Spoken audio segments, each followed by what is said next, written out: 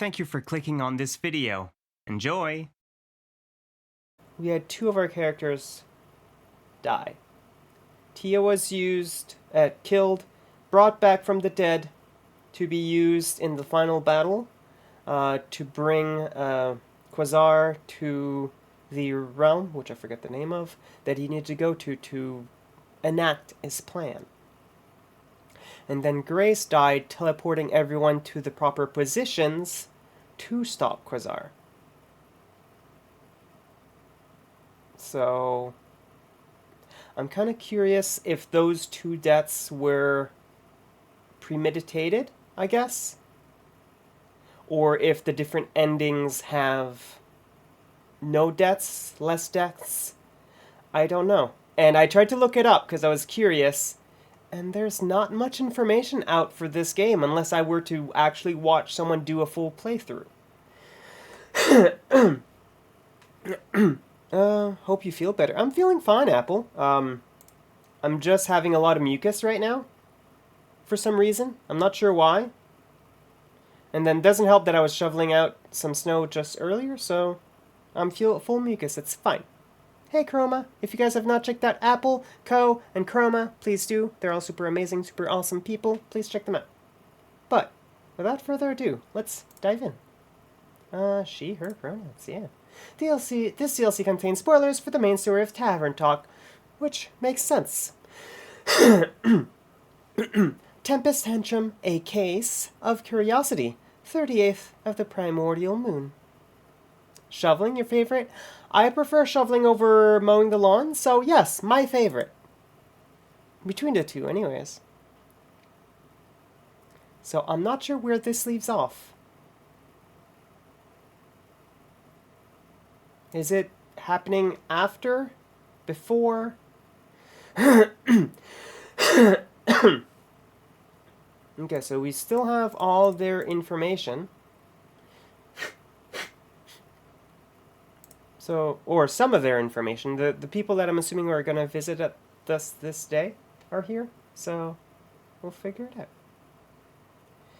Innkeeper, a drink quickly. Good to see you too, Una. If you don't get me a strong drink immediately, I'll burn this whole tavern to the ground. That is, if you still remember how to make one, with your fancy infusions and all that magic mambo jumbo. Sure. I can handle this on my own, thank you. Since it kind of works out since we just finished it, the base game, so kind of works out. Suit yourself. You learned something dreadfully sloppy. The snow shoveling crew did nothing for the school zone, so it's all built up, and now you gotta walk 30 centimeters over the sidewalk. No, I'm so sorry. Okay, so we only have the strong, like the really strong drinks right now. We don't have any of the base game drinks. She wants the sailor's courage as usual. Which means this will do fine.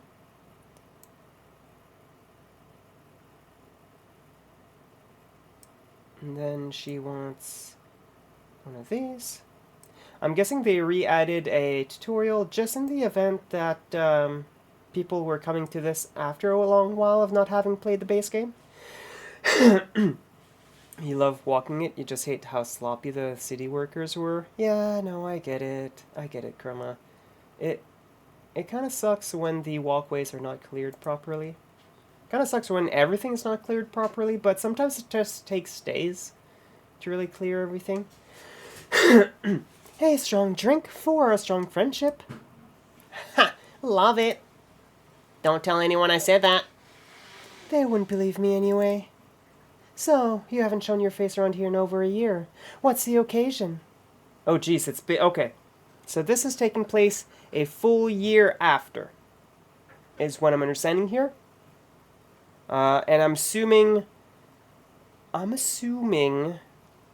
we got either, like, I know there's 3 endings, so I'm assuming there's a bad ending.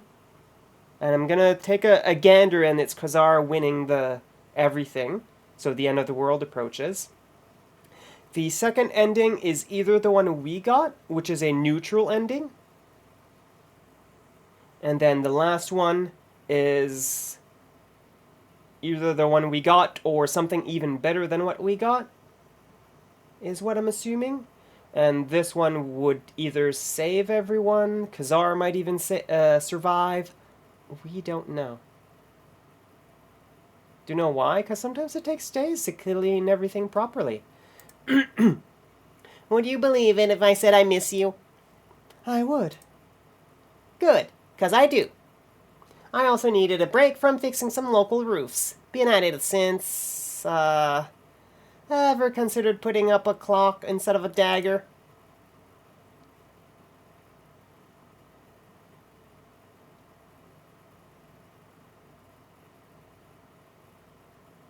Was it Neil that gave us the dagger? Or was it the...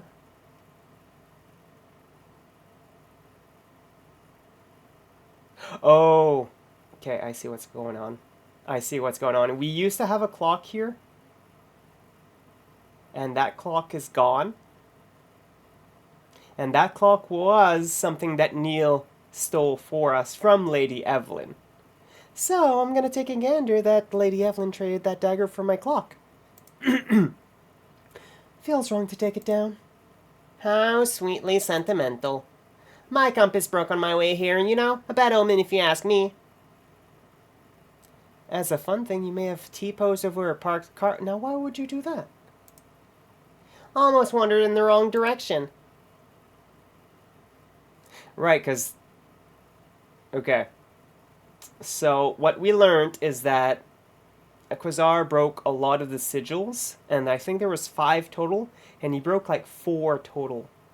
And breaking those sigils brought down different calamities, I guess, on our world. One of them was not having any stars anymore. So we still don't have stars. It must be difficult to navigate without stars. Yeah, turns out I miss them after all. Think you'd have a shot convincing Leviathan to send some primordial stars up in the astral sea? Because the car was weak enough to succumb to the snow while you walk over above it. Fair. Fair. Flex on that car. Not a chance, sorry. How have things been for you? A bit boring, to be honest. Not enough calamity is happening lately. Well, now you jinxed it for sure. Can't wait to get dragged into this one. How about you?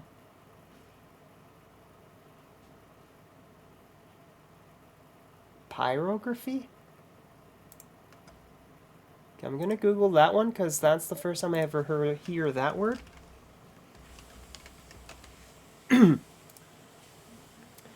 Is a free-handed art of decorating wood or other material with burn marks.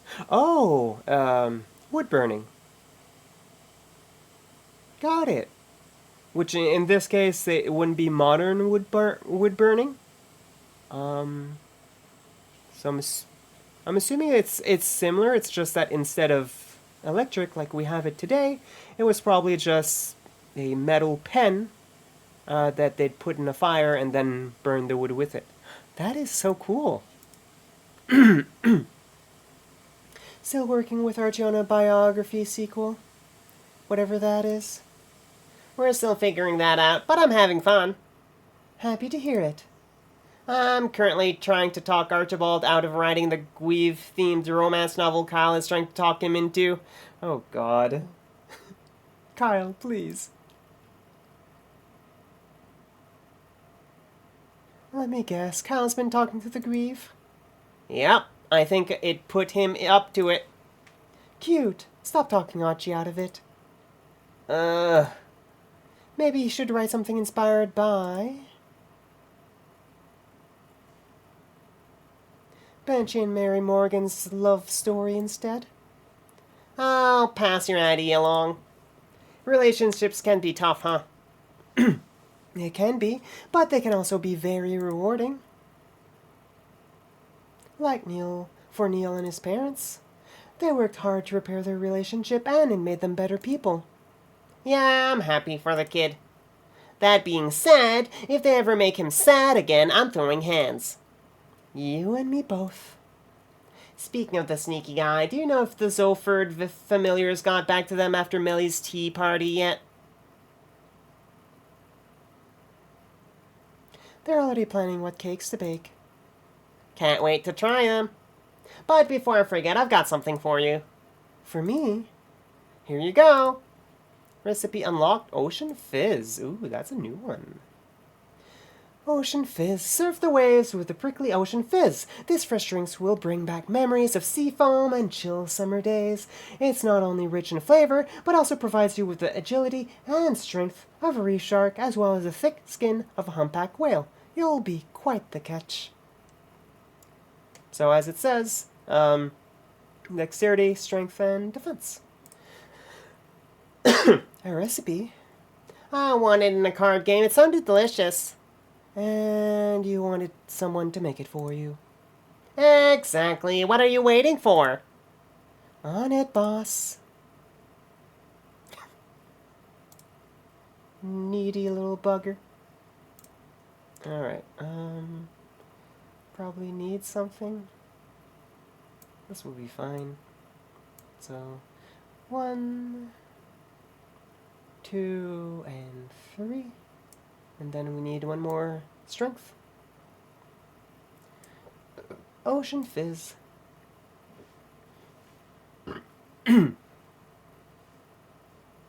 Imagine I'm presenting this to you while making fizzing sounds. I'd rather not. But it's just as delicious as I thought it'd be. Anyway, gotta go. I wanted to check up on Lynn.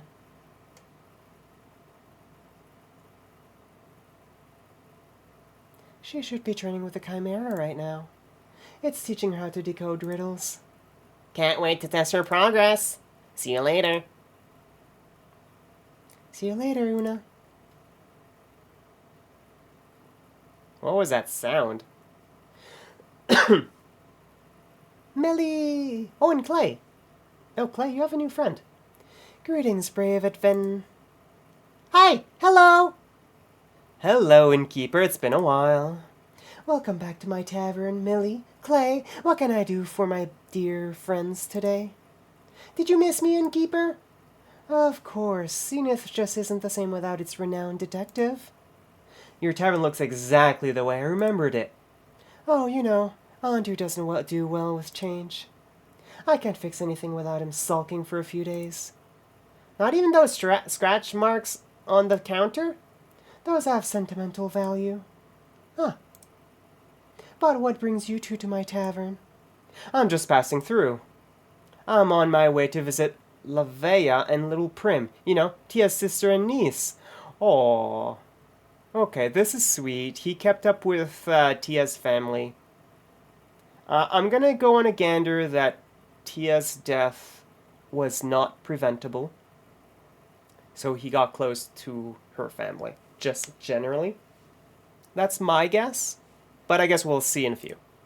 Hopefully. I remember them. They check in on the tavern every once in a while.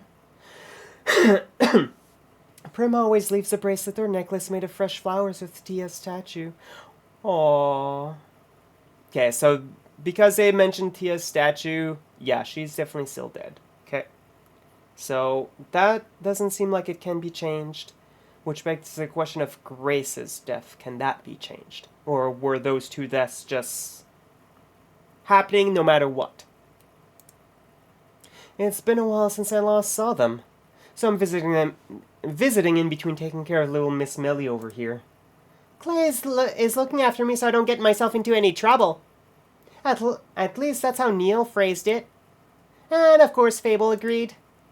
It's been 8 years since I last had parents, you know? And now I realize just how much I missed it. Aww.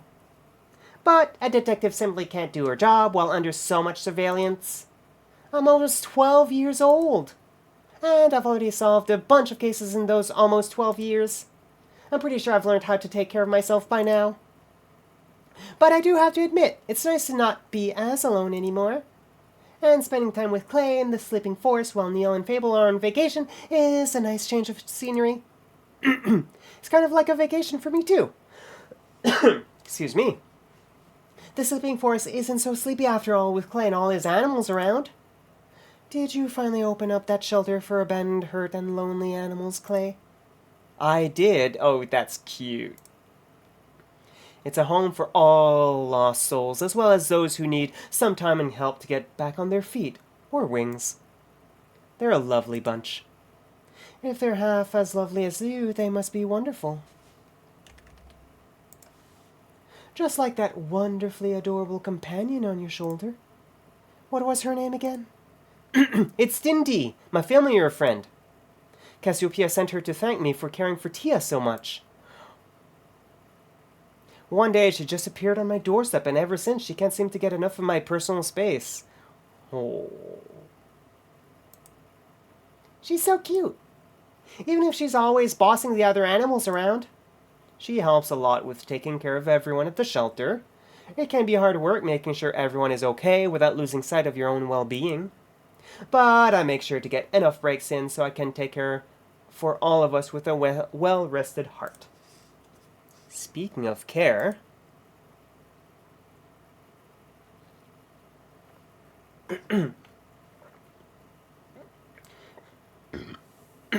Would you mind keeping an eye on Miss Millie for a while, innkeeper? I promised Tia's sister that I'd be there at noon. Of course. But how about a drink before you go? Now that you mention it, I can't leave without one of those. How about something that'll steel me for the walk ahead of me? Oh, I have just the drink for you. I find it funny how his choice of beverage, since Tia's death, has changed. Because he's going to want a steel tonic. Because before he would want something with strength, if I remember correctly. Okay, we don't have all our infusions either, I just noticed. Yep, that's good enough too. Whoop. 1, 2, and then 1 attack, or strength, whatever, 1 dex, and that should be a steel tonic? Yep. I can never remember the recipes by heart. Excuse me. A drink for extra tough travels, here you go. Thank you so much. Oh, this is exactly what I needed. I already feel prepared for the way back. Give Andu a treat for me, will you? Will do. So, how is it, surrounded by animals and wilderness? No big city in sight? It's super exciting. I've never been so far up north before, so I just had to explore the area around the shelter. Did you find anything of interest? Well, first I ventured forth to find out if differently shaped snowflakes also taste different. Who knows how much of a scientific breakthrough like that could shape future investigations, right? Absolutely. What conclusion did you come to? Well, none yet. The snowflakes were too small and melted way too quickly. But I will continue my investigation soon. First, I have to figure out what kind of mechanism I managed to get my hands on, though. Mechanism? Yes, I found something while wandering through the sleeping forest. I think it might be a piece of a bigger puzzle. I'll tell you more about it in exchange for a drink. I see you haven't forgotten anything our favorite rogue taught you. What kind of drink would you like today? How about... Excuse me. Something that'll make me even smarter, so I can figure out what the mysterious mechanism does before anyone else. Sounds like you've got a plan. A smart drink coming right up. Silent Owl. I wish I could remember all the recipes by heart. Like, I remember which drink does what. Some, usually. No, we don't want that. We don't want that. We don't want that. Don't want that. This one. Alright, so 1 more of this. And then 2 of this. And that should do it. Oh no, 1 more dexterity too. Not bad. Silent Owl.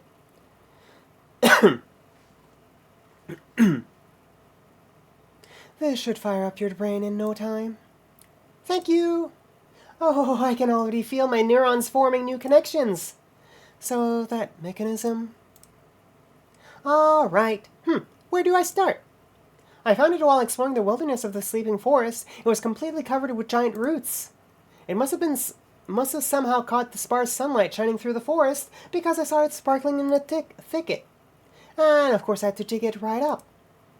It had it had jagged edges and looked incomplete, like it broke off from something. But there weren't any other pieces under the roots. They barely wanted to give this one up. It looked really out of place between the trees because it's mainly made of metal. But hold on tight. I'm holding on tight.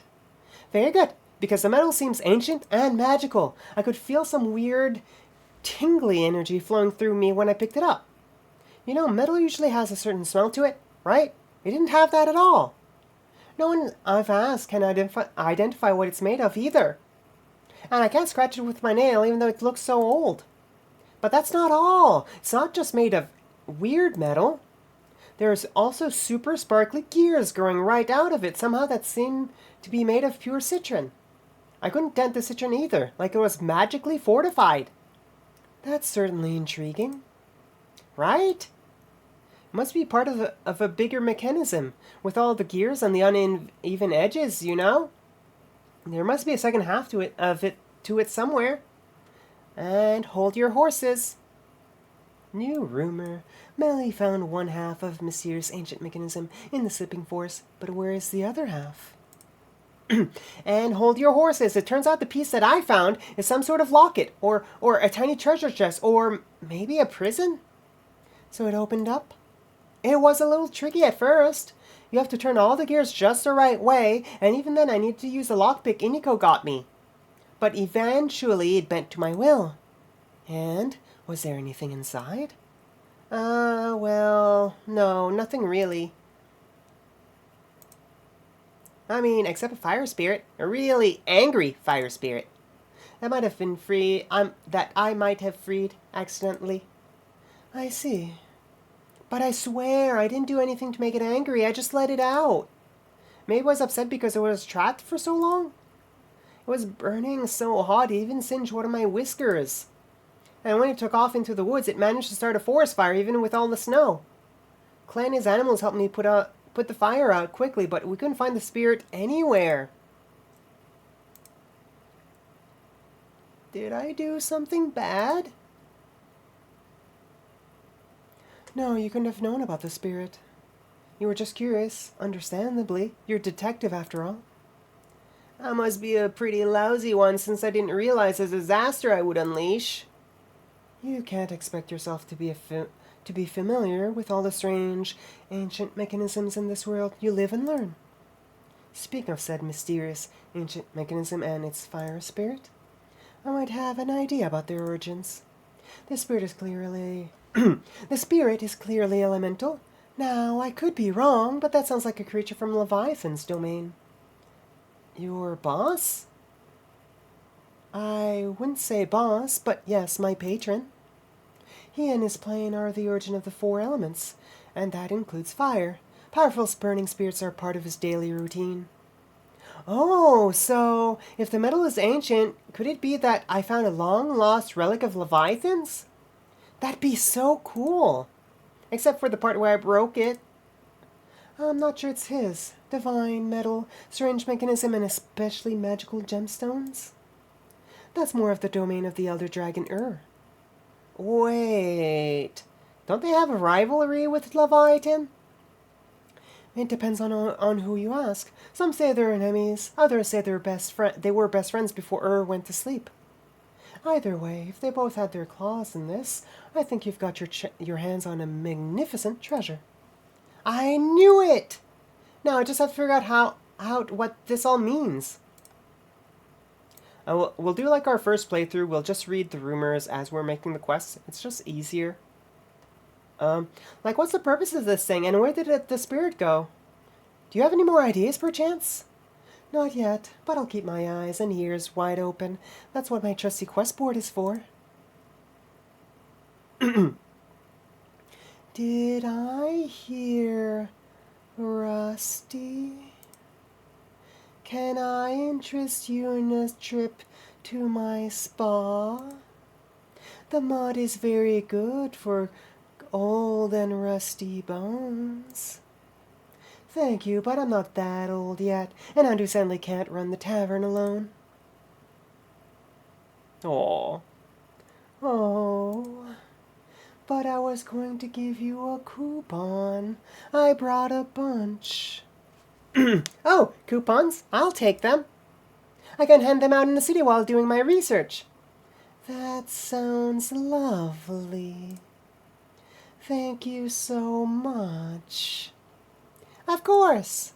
Gotta go now. These puzzles won't solve themselves. I would advise you to start your investigation with Una. If someone knows something, it's her. Oh, Una is also in town. Yippee! Yes, she said she wanted to visit Carolyn. Maybe you'll find Una over at her house. Thanks for your help, innkeeper. See you later. Good luck with your investigation, Millie.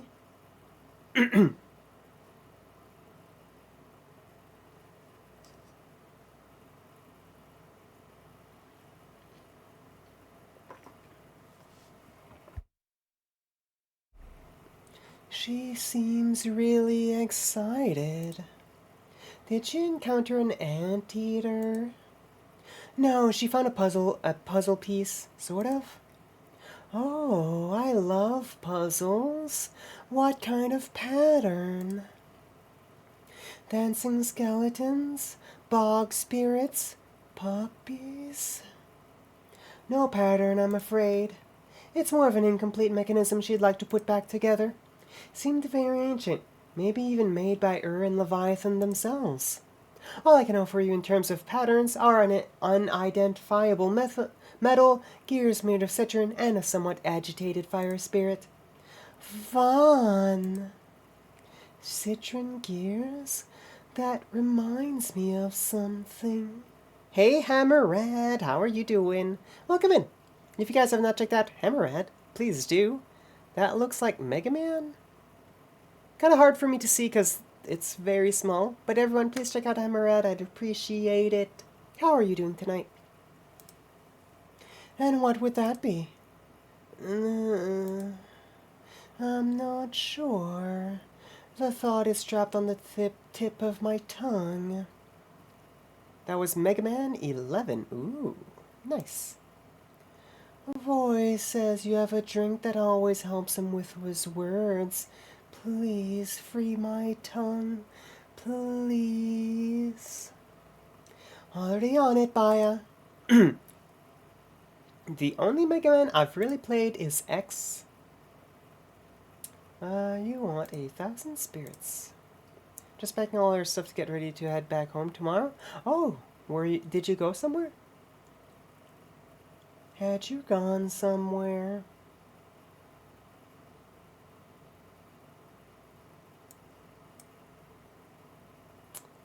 Two of this.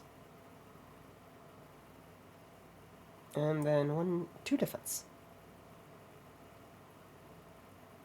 Been in Central Florida for the past week. Oh, I see. Hope it was good. Hope it was a good trip, at least. An emergency rescue for your tongue coming right up. Oh, I'm free, thank you. This makes me feel as comfortable and safe as my friends do. Oh, yes, my friend. I found the thought and ate it. Marie. Mary Morgan?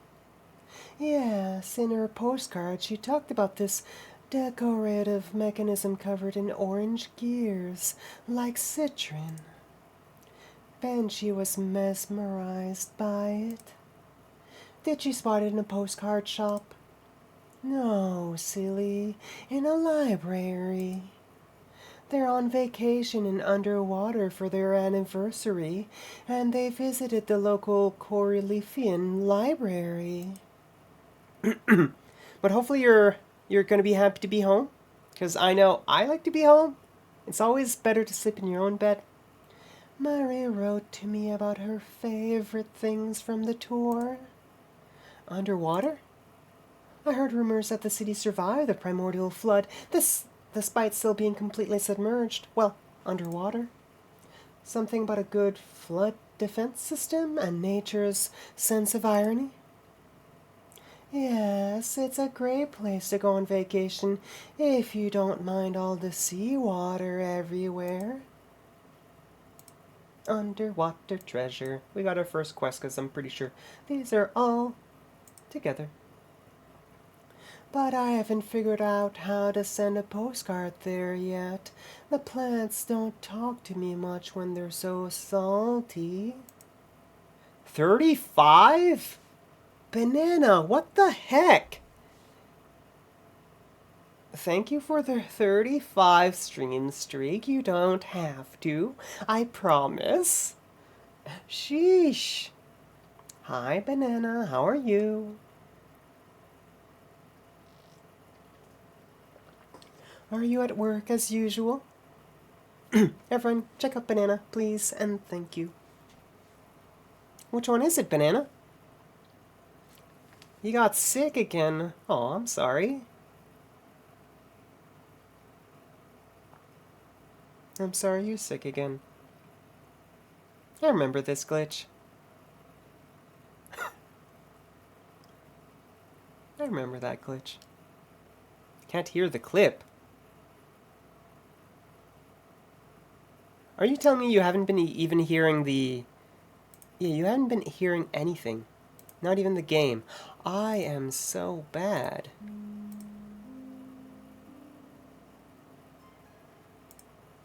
Give me a moment. No one said anything. I didn't notice either, so it's partially my fault. Were you guys even able to hear the music earlier? No, wasn't even able to hear the music. What the heck, people? Yes, there's Tavern music. There was even music at the start of stream and no one said anything.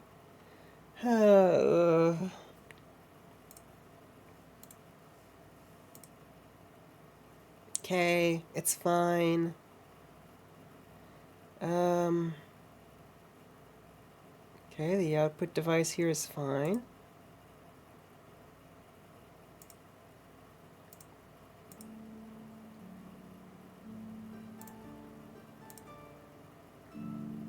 Do you hear it now?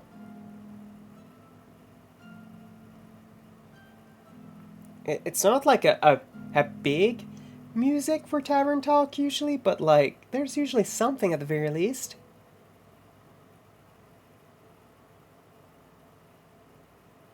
Here, just to make sure, I'll put this music on. Can you hear the Spotify music?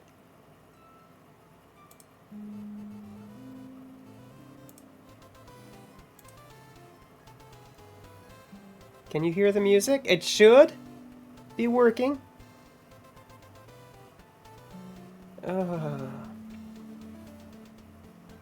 Thank you for bringing it to my attention, Banana.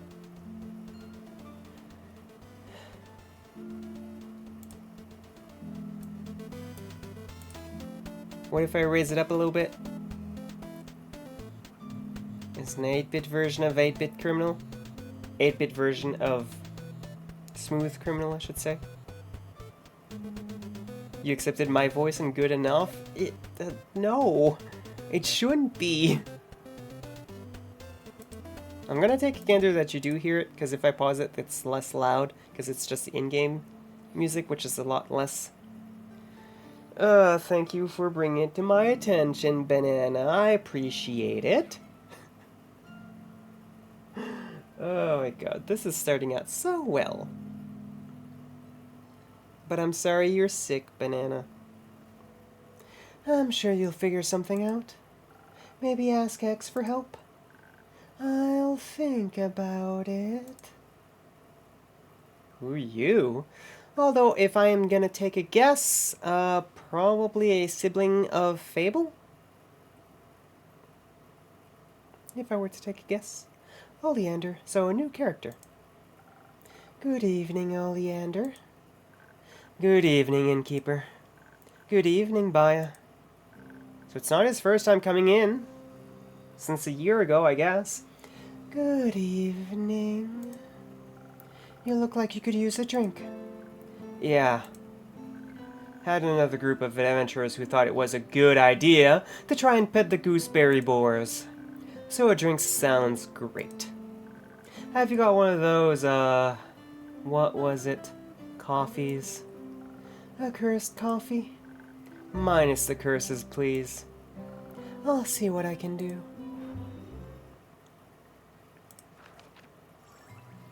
Coffee, coffee, coffee, coffee, coffee, coffee.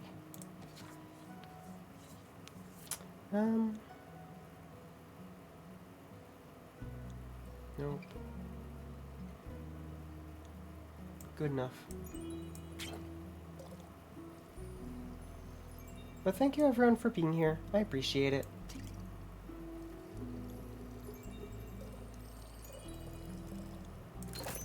Cursed coffee.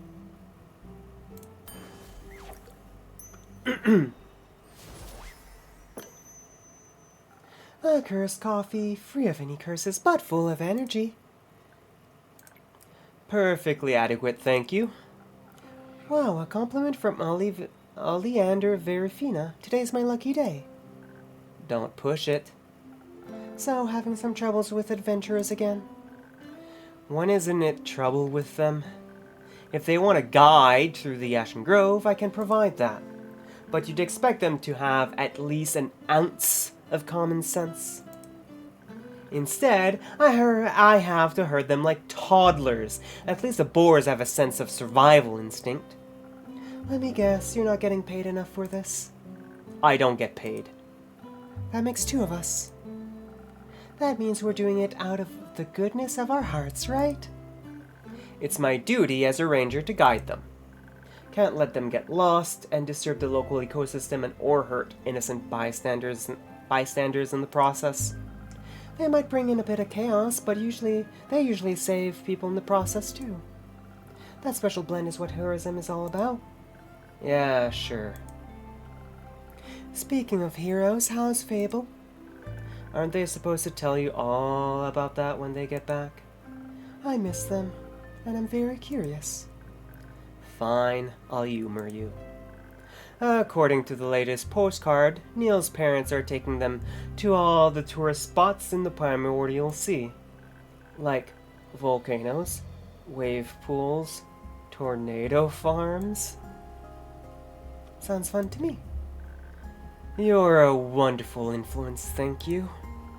Well, you're welcome.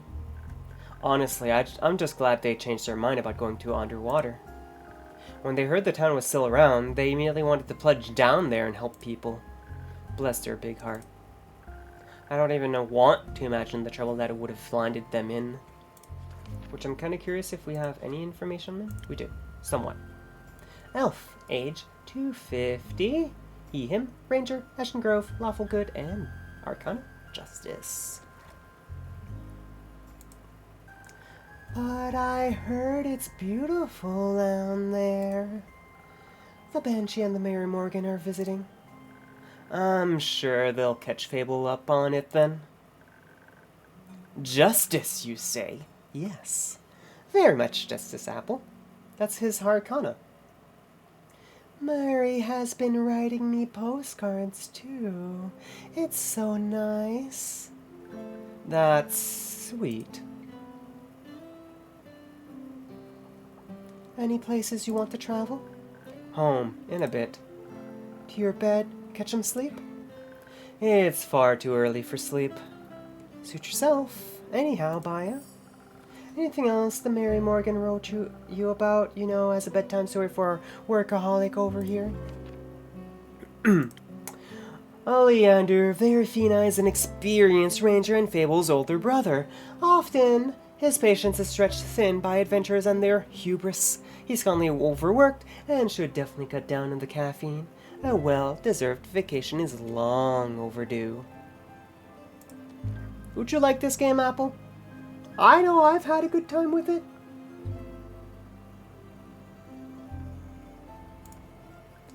The library. It's haunted. Haunted? Yes, by evil books. You think you'd enjoy it? It's been fun. It's been fun. Like, I'm not as good with voices as you are, and my issue is I never remember the exact voice that I give a character. So I'm sure that throughout this entire playthrough, or any playthrough of these kinds of games that we play, my voice is usually slightly different, but well. What can you do? Let me guess. A wizard? No. Maybe? Murray didn't say. The tour guide gave a warning not to touch any of the books because people say they've been biting off visitors' fingers. But Murray didn't get to see a single evil tome. Ugh, disappointing. That's a new flavor of evil scripture. What do you think it's all about? What do you mean I flatter you? I did hear some of those voices you were doing last night. I didn't stick around too long. To be honest, Chicken kind of lit a fire under my butt to finally work again on my stupid YouTube. At least schedule the videos and do some of the editing that's on my computer right now. So I've scheduled like a month and a half or more. We're like what, mid-February right now? Yeah, I have Mondays through Fridays. I have videos up until the end of March right now. And then Tuesdays and Thursdays, I have videos up until like the end of April. So, yeah. Yeah, I worked it. Like, I have a lot that I need to schedule on my YouTube. That's not the issue. That is definitely not the issue. There's lots of videos to sit there, sift through, give titles, give all the information. I just need to sit there and do it. And it's not like it takes a whole lot of time. I just need to sit there and do it. And once it's done, then I'm all caught up, and then I can just make videos specifically for YouTube instead of VODs, which would be nice. Strab Jam will be Mondays, Wednesdays, and Fridays, so you will have one tomorrow, I promise. Happens to us all, really. If you have a lot of characters just like you, just end up shifting people. Yeah, like in this series, there's one or two characters that I'm like, yeah, I have it down pat. Like Una, I got it pretty down pat. She's like, the locals say someone cursed the library. So it's very nasally, so I have that one pretty down pat. Same for Baya, I've stick to about the same. I know all the boys the deepness of it has always changed from character to character, so that, I don't know. It's hard to balance both, so don't feel bad on the YouTube part. You're right. You're behind right now, too. Yeah. So right now, it's not really divided into parts. It's just straight up. I removed the starting and the ending of Twitch and add a starting and ending soon of YouTube, and just shove the entire 3-hour VOD on YouTube right now, because I really needed to catch up. And once I catch up, the goal is that anything that I've done on Twitch will be divided into parts, because that's how I was doing it before. But because I had such a huge backlog of videos, I couldn't catch up with doing it that way. So I had to say, frick it, I'm just gonna put the entire VOD out. It's probably not gonna get as many views just because it's a 3-hour long video or so, or at least 2.5. Once you cut out all the, like, the be right back screens and the starting and ending soon scenes and stuff like that. But at least it's there. So if someday I want to revisit, I can actually just go download the video and then separate it into parts if I want to. But at least it's there right now. So, yeah. It is a balance. I agree, Apple. And the issue is that between work, between streaming, between like just spending time on my own, doing my own thing, it's a lot. It's a hard balance. It's a hard balance. It's nice hearing and seeing you do this game, though, is it? Is it? I do know that I love playing visual novels. I just don't know if anyone really enjoys the visual novels. That's my issue. Because I've played a lot of visual novels on the on the platform in general, on stream. We had done a long time of Ace Attorney with Panda. Panda got busy, so we had to give that up. But we restarted that, we had restarted it. It's been on a hiatus for a little bit, so we should all hopefully be restarting it.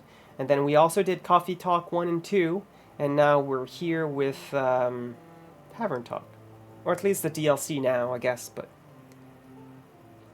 as yet you have only seen bits and parts of this one, which I think it's a lovely game. Also, you would just enjoy visual novels are great. Honestly, this one specifically was done really, really well. Like the character development. There's a huge character development. All the stories kind of intermingle. Everyone gets to meet each other. I know the drinks technically, like, even if I were to screw up, they probably don't, like, I've messed up one drink by accident with Quasar, and it just gave me a dialogue of, oh, this drink sucks. And that's all it really did. So I'm assuming that everyone else would do the same. And then for quests, you literally, as far as I've read, you literally can't fuck up, because if you try to do the bad drink, they're not going to take it. So you have to go with one of the two choices, either way. So the drinks kind of give that false sense of I'm doing something, I guess, in a way, sometimes. But it's been fun either way. And if you have not checked out this game out, I do recommend it. The locals say someone cursed the library, but I think maybe the books are just exploring their new environment. It must be so interesting to be a book underwater. Or maybe some hungry creatures found shelter in those books and no one is feeding them. And that reads you. Like I said, we're going to read the rumors once we actually make the quest. That'd be sad. Not our problem to worry about. It could be. I'm sure someone will take care of it. Someone always does. Anyway, I've got to get back to check that everything is still in place after that board debacle. And then get to Brione's dinner party.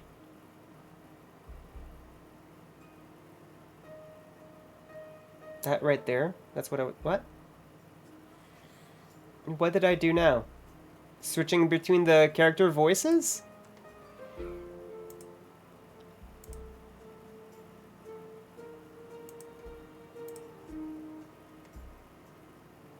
Also, sorry about the ads. They're about to start in 30 seconds.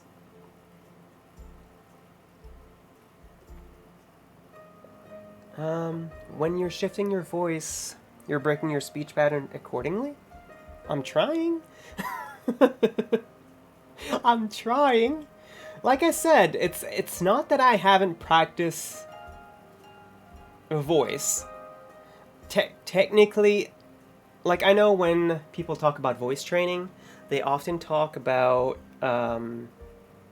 like doing actual exercises. I've not done exercises. I have not done any exercises, so I should probably do some vocal exercises at some point in time.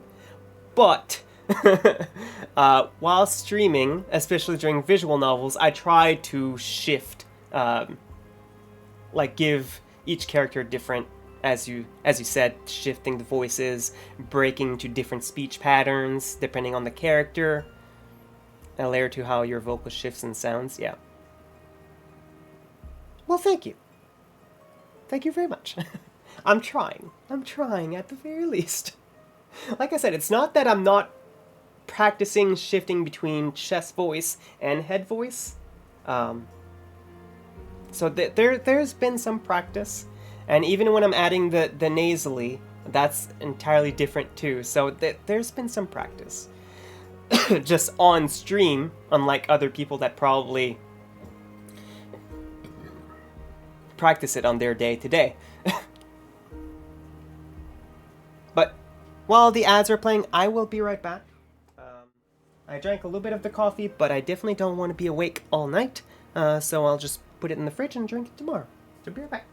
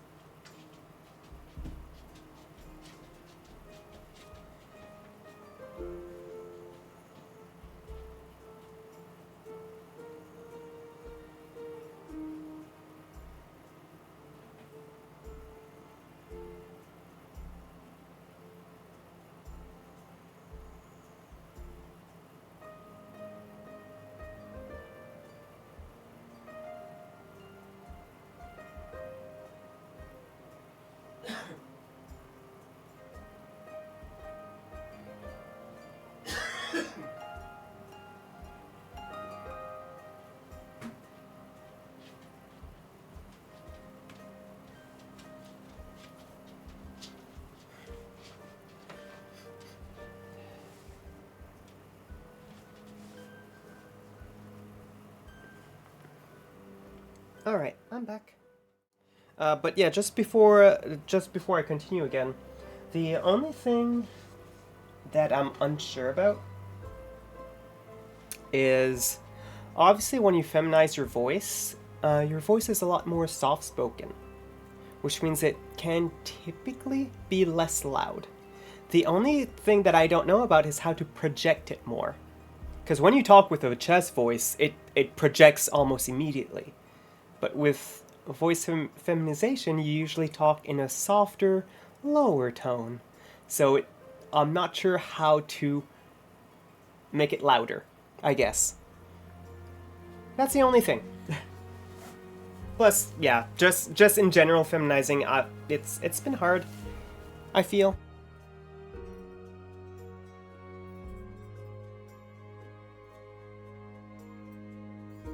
But I've been trying.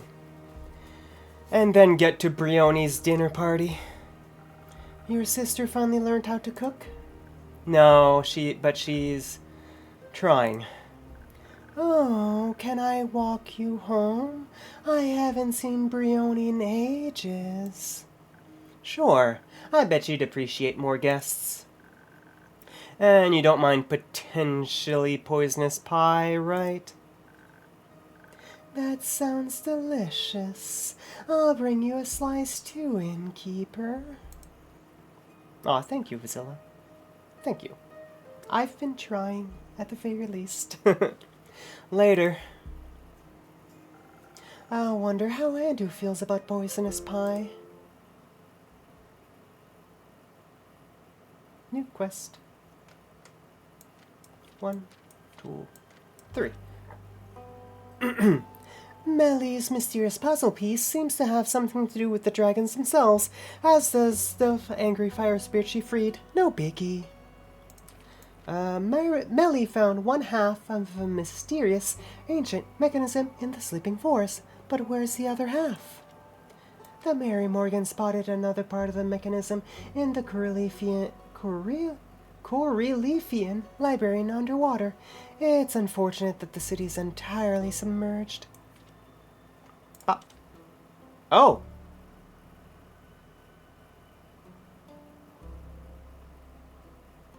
Okay, oh, okay, I see what I did wrong. My bad. The books in the Carillion library seem to have developed the taste for fingers. Is it a curse, culinary curiosity, or just bad library management? When you go fan your vocals, you try to shift a mix of throat and head, and the voice feels like it's upper chest focused. Yeah, that's what I heard, like, especially just speaking with the feminine voice. And this is something that I've seen in some, like, quick TikToks and stuff like that. And it's something I've never really noticed personally, but men, when we speak, it's more neutral. We all keep almost the same tone of voice. While with feminizing your voice, you speak high and then you also speak low, depending on the intonation of whatever you're saying, which is something that I'm still grappling with. I'm still trying to grapple on the ups and downs of the voice to say, okay, what the heck? What do you want?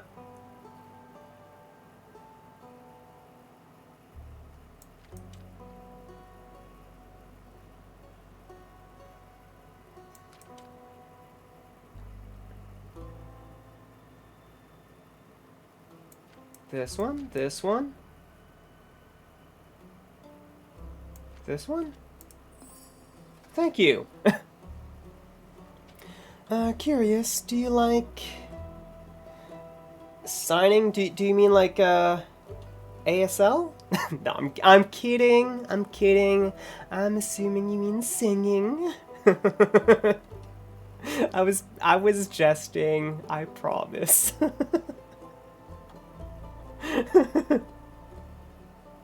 I don't mind singing. I don't mind singing.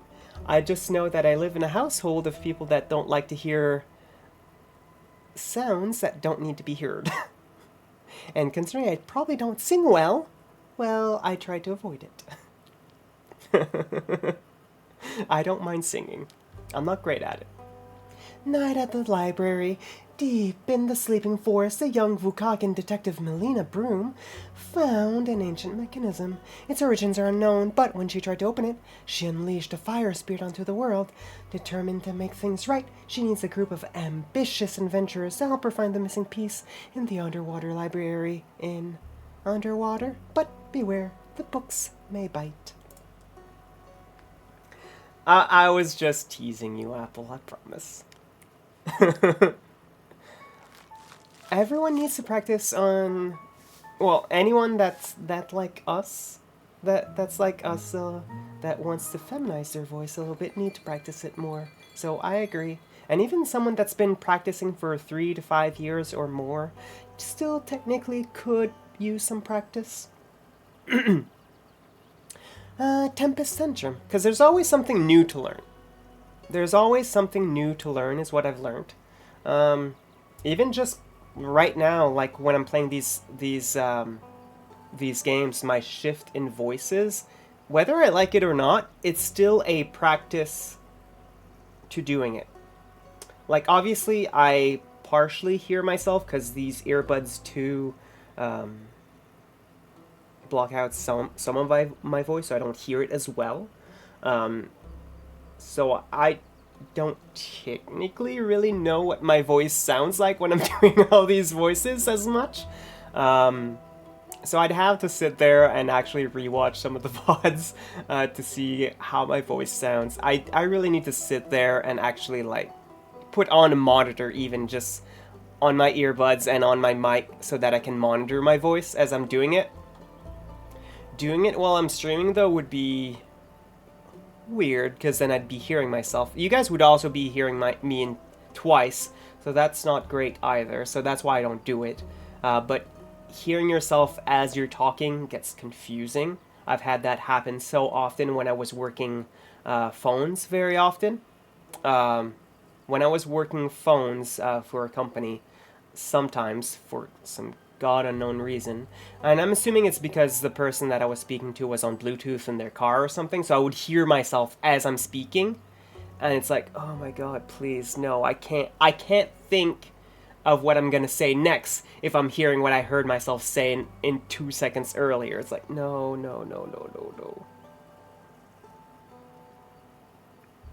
I was gonna say, doing a little karaoke in your room might be helpful in your training. You find someone in your range and try to do some vocal mic. You might get the tone shifts. Oh, maybe, Apple, maybe. That's true. When I have an idea for a voice, but you don't know how to get there, I kind of thing. I'm assuming you do the kind of thing a voice actor you like and mimic into their range to a degree. Yeah, and a lot of it is to mimic voices. Like, just the act of mimicking a voice makes you shift your muscles in different ways. So that you can get used to the new configuration, I guess? Monitoring during stream is so... Have you done it? Have you done it, Apple? That sounds hard. Like, why would you do that? I don't get it.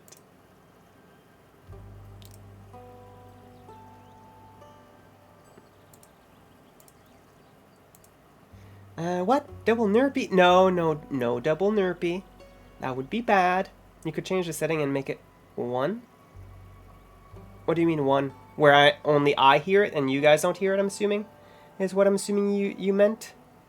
Which, fair. That's doable. It's something I've never really played with in OBS, which is isolating sound. Because I know that technically speaking, as we're playing all these games, I could be listening to copywritten music while you all don't hear it. I've just never bothered, because I'm often playing games, maybe not in these visual novels as much. I could listen to my own music and it wouldn't really matter. But like, I often play games that the music and the sound effects of the game lend to the experience. And if I'm just covering that with my own music, then I don't get the full experience of the game. At least that's the way I see it. If I were playing something competitive like Rocket League, which we've played before, or League of Legends, or something that doesn't really... The experience, I guess, is not in the music, or in the sound effects, then I don't mind as much listening to my own music. If that makes sense. If you've done it, don't make it super long, because I definitely stop when you... You definitely want to stop when... Yeah, pretty much, Apple, pretty much. My issue is I'd get confused. Like, as I'm speaking and trying to say something, and then I hear myself saying what I was saying half a second... what I was saying half a fraction of a second before becomes confusing, which makes it hard to think. And some games have sound cues. Some games do have some sound cues, yeah. If you turn off your desktop audio and add the sounds in with individual captures, you could monitor yourself and wouldn't hear it unless you choose to capture that. Doesn't that need, like, banana meter or something like that? Like, this is literally something I've never played around with. No? Okay. Because I know I can add a monitor audio to my mic directly. What? It's a crown? Cute.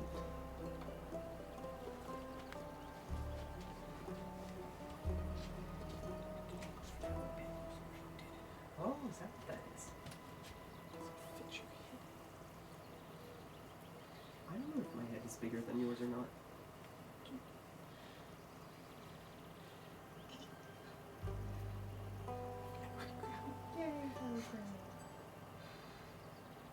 I mean, I made it so that it would stretch, and also the fabric of it stretches. I put the border around it. I was gonna do the other side too, but I felt like it probably looked weird. Now it just looks like a crown. It looks like a crown.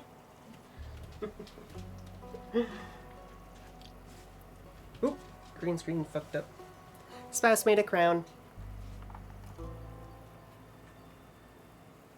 So I guess I'm wearing a crown now.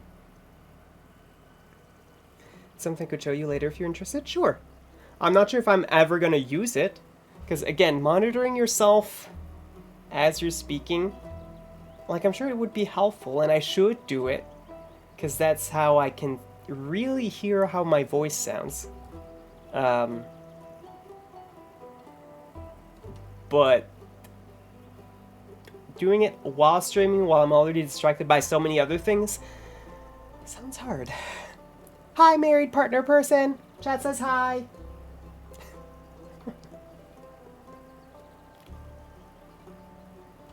Alright. But thank you, Apple. I'd appreciate that. Tempest Centrum. 2. Honeyed Hopes. 39th of the primordial moon. Who are we meeting today? Baya, Archie. Hi, hello. Innkeeper, it's so good to see you. This is what I mean with the more masculine voices. I don't know. I feel like I'm only giving them the same deep voice, each and every one of them. Which I know it shouldn't be that way, but, you know, details. You too, Archie. Are you doing well? Very well, in fact. I was just enjoying an extensive lecture on the Moon Swamp's native flora. I even asked the cattail some questions for me. They think we look delicious too. Did you know that? That's not concerning at all. Were you doing research for your next book? No problem. I appreciate you, Apple. No, just catching up with friends, which reminds me of an important question. How are you, friend? Fantastic, thank you. My mood always improves when you come around. Well, I'm more than happy to hear that. Though I was hoping for a signed copy of the casebook of Melina Broom. Consider it done. I'll deliver it post-haste.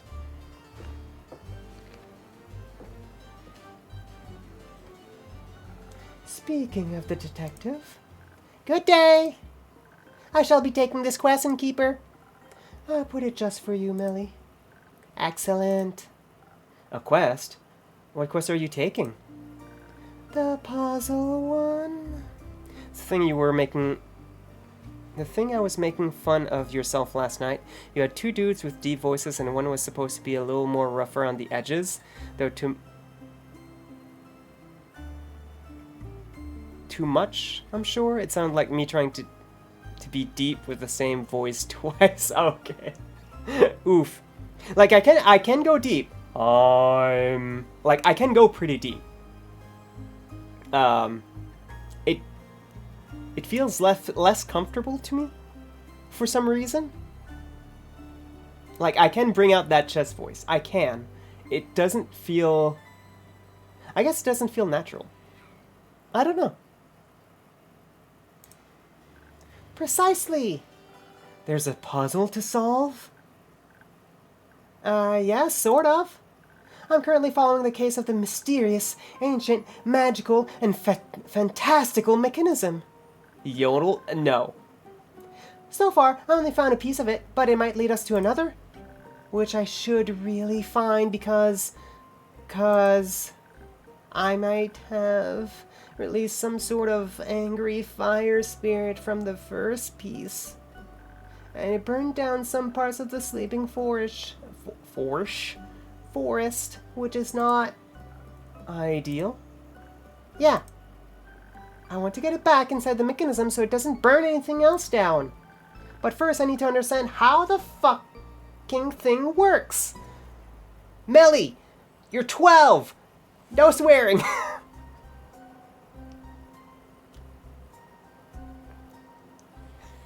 I wouldn't even know how to yodel, Chroma. I would not even know. It's not that I wanted to reject you faster than the cowboys. I just wouldn't know even where to start. Chroma's gonna yodel? Yay! It's like a puzzle. I see. If I figure out the puzzle of the mechanism I broke, then I can fix this. You didn't break anything, Melly. You investigated some ancient mechanism that was already broken.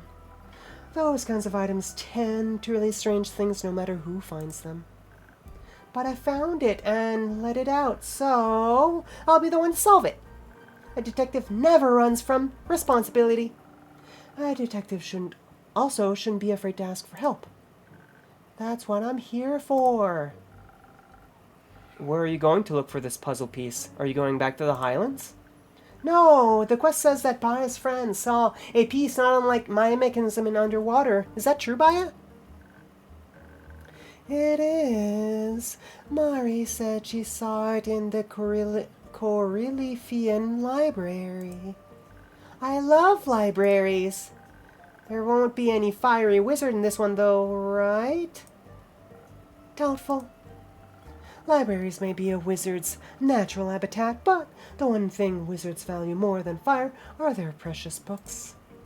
So they're typically a little bit more careful in libraries. I sure hope so, especially if it's true that those books fight back. Maybe you should feed the wizards to the books. Huh? Not a bad idea, Baya. Oh my god.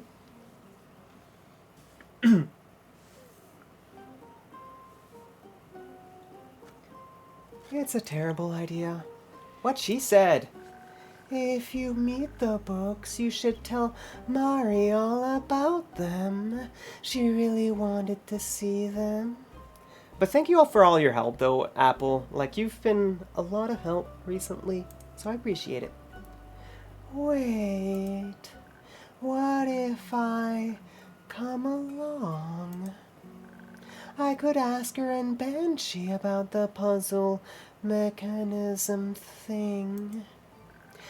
And then I could tell them all about the books and eaten wizards. I really hope this library doesn't employ any wizards. Awesome! You can be on my on-site correspondence and witness handler. Yay! Glad to be helpful. You're always helpful. This is perfect! We'll talk to your friends, and then we'll investigate the library for clues, and then we'll find more clues. And solve this fucking mystery. Sounds like fun, light adventure. Indeed, but before I go, I'm missing 2 key ingredients. A drink and an assistant. With Neil away and Bai already on witness duty, I'll need someone to take notes for me. And to bounce ideas off of. Archie, would you like to go?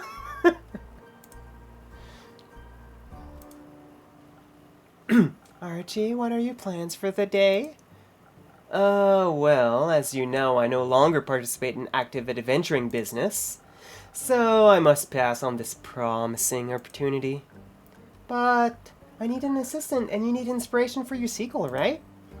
Right, well... Inspiration doesn't come from sitting around. Get out there, take some notes, live a little. There is a large, very fun space between traumatizing, life-threatening adventures and no adventures at all. I've been struggling with writer's block lately. I'll be your assistant. But I'll keep it strictly to take notes and good advice. Maybe bad advice too, so you don't miss Neil too much. I'll take it.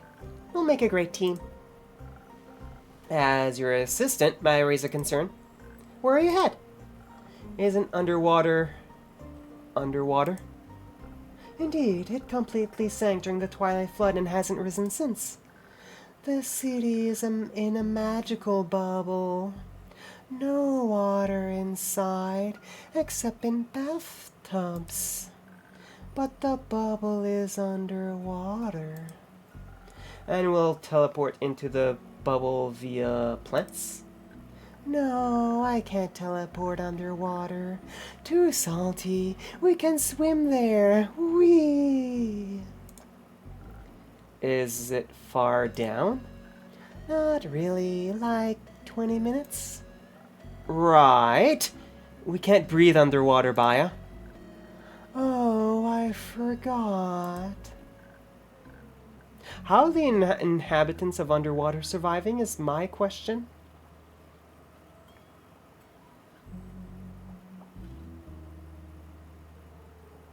Like, how are they... Do they have, like, agricultural... Can't speak, apparently. Farmlands inside the bubble? But then they wouldn't even if they went out of their bubble to get water, that's seawater. You can't really... As far as I'm aware, you can't really use seawater, right, to feed your plants? That is an excellent question. Now I'm curious and I'm gonna Google it. Sorry, I have brought a whole slew of questions to myself. Can plants survive on seawater? Some plants can survive in seawater, though most plants are harmed by salt water. Yeah, see, that's what I thought. Like, I assume it depends on how much water, but like, there's some plants that live with seawater. You can feed them.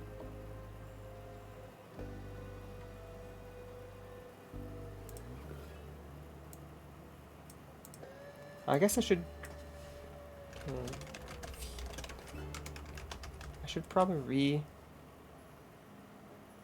Using seawater for irrigation is a possible solution. However, because it is saline, it is not without problems. Plant roots can absorb the water when it is moderately saline, but they have to work hard to do so. If the water is too saline, water will move out of the plants and to the soil. So see, yeah, it doesn't, like, you can make it work, but it wouldn't work as well. Huh.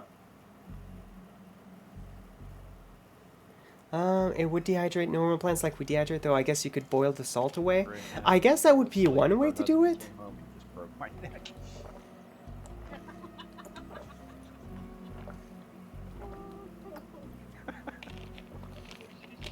Hi, Niall. How are you?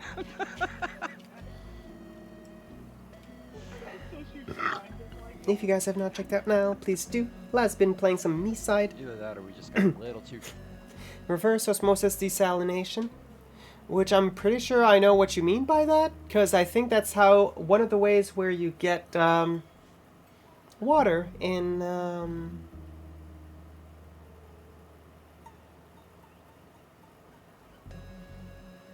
I had the name of the game on the tip of my tongue a second ago.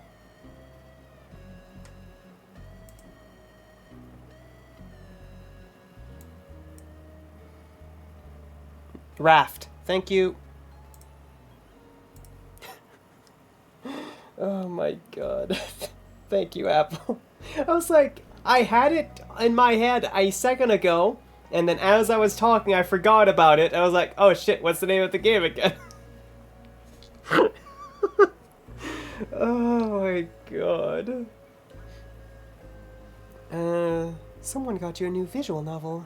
How did I go from playing war sims to dating sims? Because dating sims are actually quite fun, to be honest. If you want my opinion, just visual novels in general are fun. Like, this one has been very fun. That's fine. What if we find a really long straw then that we can breathe through? Or we ask a wizard to turn us into fish? Or maybe... Here, innkeeper, take this. What is it, Baya? Luminous algae. Luminous algae grows in hidden grotto pools all across Gaia, as they're able to absorb moonlight and store it for aeons. They're rumored to possess mystical powers. Water breathing. Water breathing is great for exploring long-lost underwater cities, but can also prove to be a worthy substitute for when you forget to bring your snorkel to the next beach party. Very nice. Thank you, Baya. What is it, Baya? It's luminous algae from my swamp. It keeps my guests from drowning in the sensory deprivation ponds.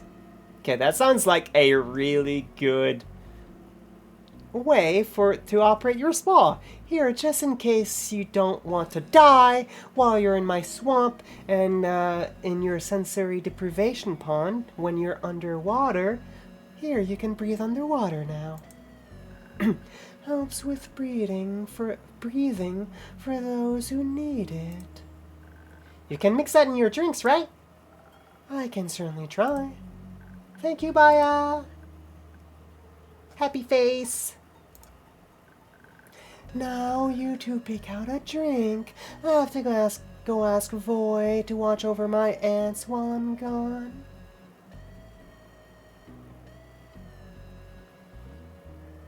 sensory deprivation is a form of torture? It can be. It can be. In a spa setting, which is what... I know Baya looks like a swamp monster. She's very nice, I promise. She operates a spa. She had mud masks. She has apparently sensory deprivation tanks. So it's a spa.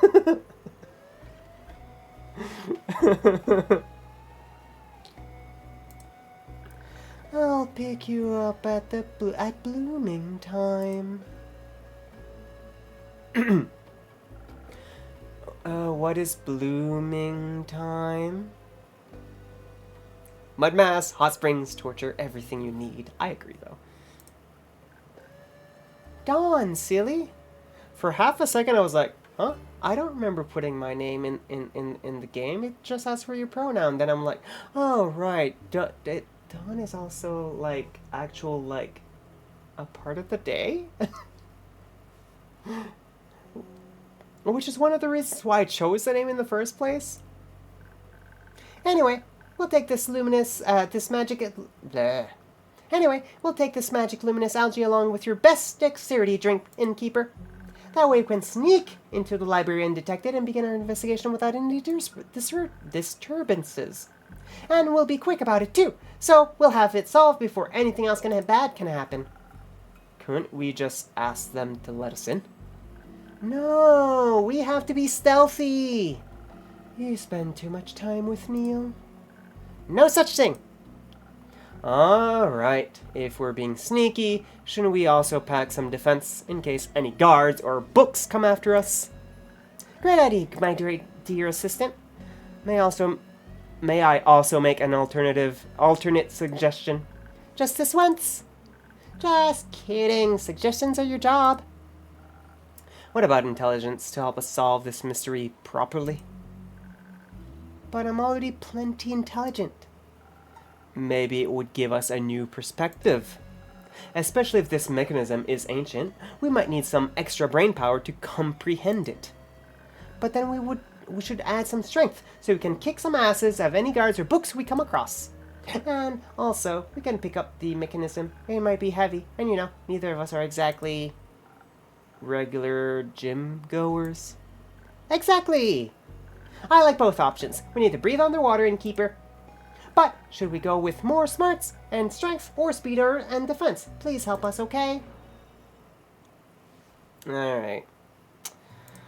Do we want to go the intelligence / fighting or the dexterous sneaky defense? Hammerad won the Battle Royale. Congrats, Hammerad.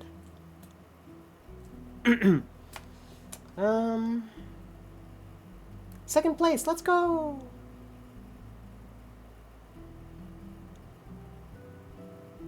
We'll go with the intelligence route, I think. Intelligence is the silent owl. Time to give you some algae. But, so we need 3 of you.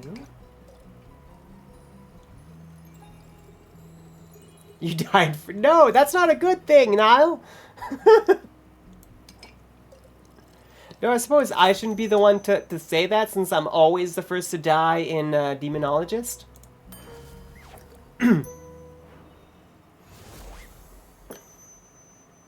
Intelligence for detective seems self-explanatory.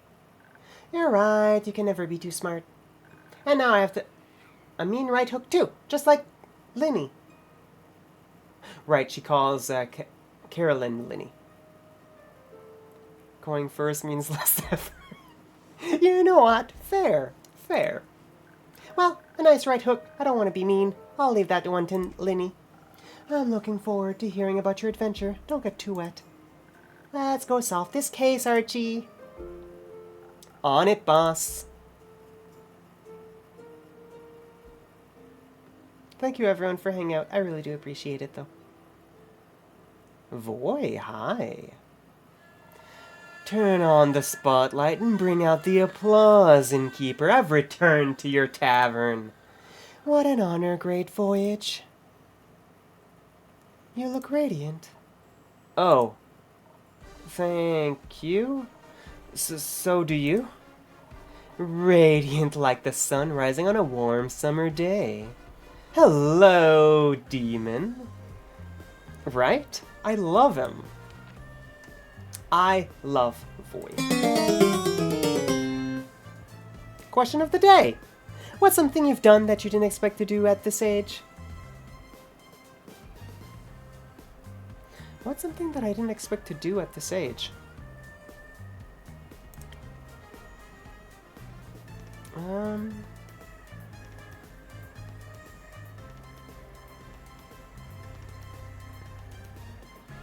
In the process of transition, I guess? It's definitely it's something I should have seen coming. In all regards, it's something I should have seen coming. But I didn't. So, there you go. Because if you speak to a lot of people in the trans community, it's not a definitive, but there's a lot of younger people that realize it. I guess in a sense, it's not that us older folk don't realize it. It's more so that we were brought up in a world where the information wasn't as readily available. And even today, there's still a lot of hate against the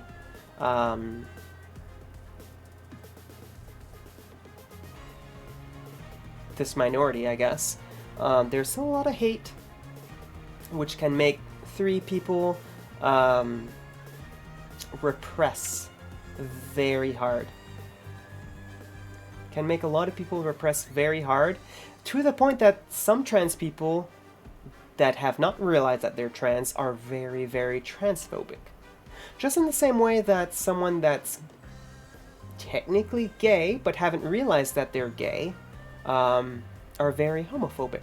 So it's weird. But there you go. Got divorced now? No, that's not good. Well, it can be good, I guess, depending. Streaming? Fair. Fair enough, Chroma. Voy is a kin is phantasm. I kind of make the I kind of think that it was kind of meant to represent tieflings from D&D. Like they look the exact same. Which is funny because my genie warlock, which is also a seductress, is also a tiefling. By your age, you've pretty much done everything. Have you? There must be something you haven't done. I'm a good divorce lawyer. I can get you the boat, and she doesn't even own a boat. Oh my god, Apple. Please. Radiant like the sun rising on a warm summer day. Wait, do you like summer days? Oh, dragons, you don't, do you? I like flattery, so don't worry about it. Alright, cool. He's a charmer, but he's so insecure with his charming. It's kind of like, oh my god, boy, please. If only I'd known you back then. Aw. I missed you, Innkeeper. I missed you too. How was the tour? Incredible. X and Unico pyrotechnic special effects were insane. I've never felt so cool. And the special performances where Fable came along were overbooked at every single venue. It was spectacular. Oh my god. But I really could use a break now. So many people, so many autographs and questions. Everyone kept asking me to say my catchphrase. I didn't even know I had a catchphrase. What's my catchphrase? Your wink? Like this?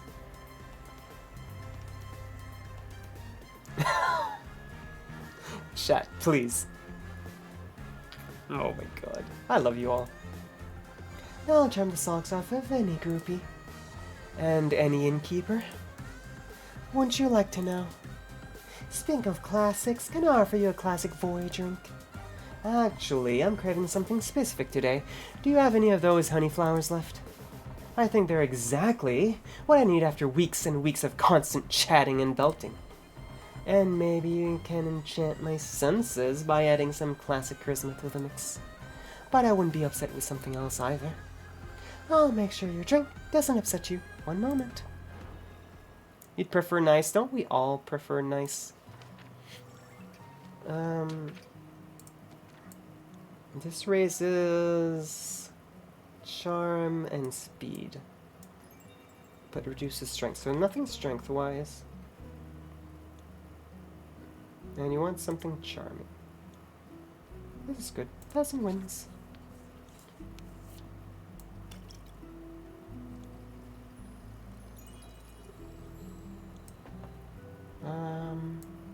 We already have the speed, so just missing the defense. 1,000 wins. Now, if you happen to any hot musicians or dancers you're in, of course you are. Of course you are, nah? Last thing on your bucket list, oh my god. I love you. Prepare to be enchanted. I know you're magic, but wow. Your drinks never cease to amaze me.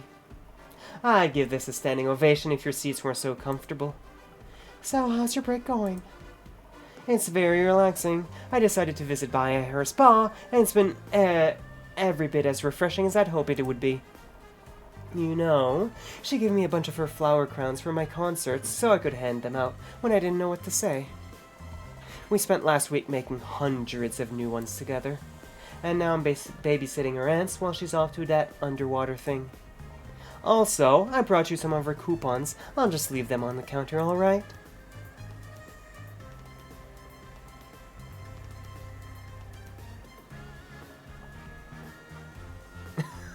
Apple.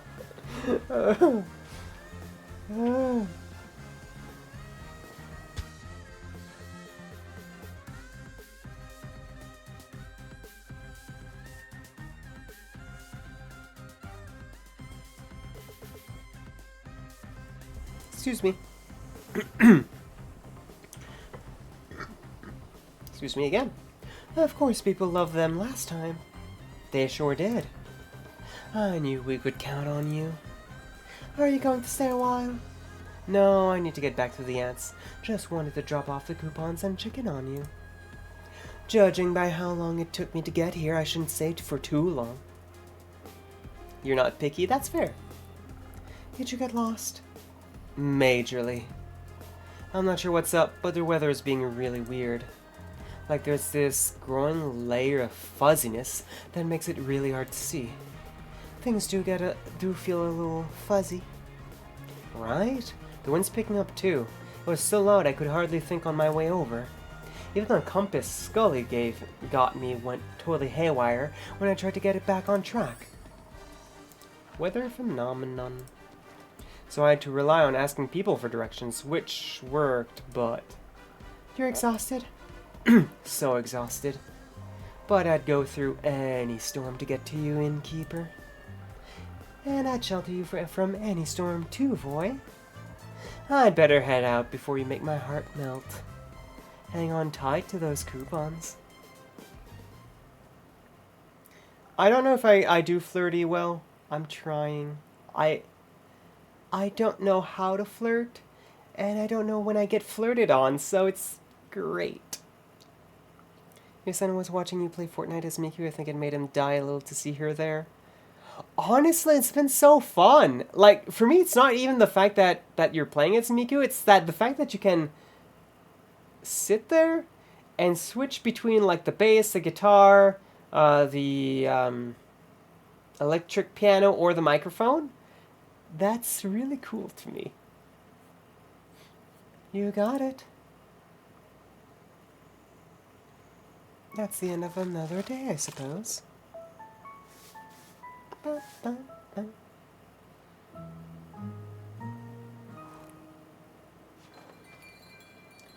I don't think we're gonna finish this today, but we'll get as far as we can, and then hopefully we'll finish it on Thursday?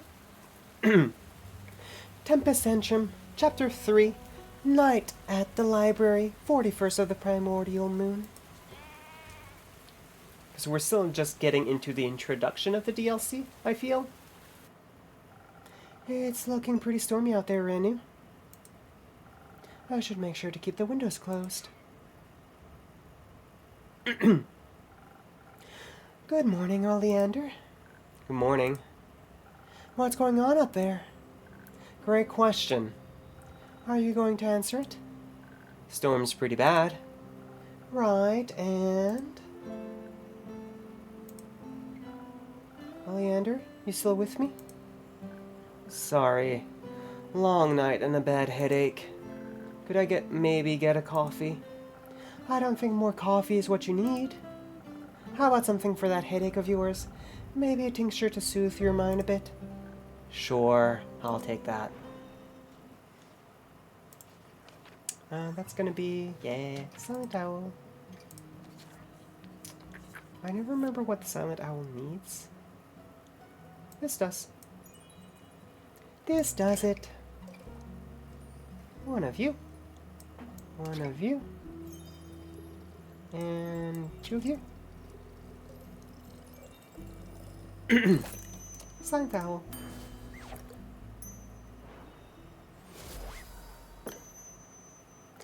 The gentlest cure for headaches I have to offer. Thanks. I feel...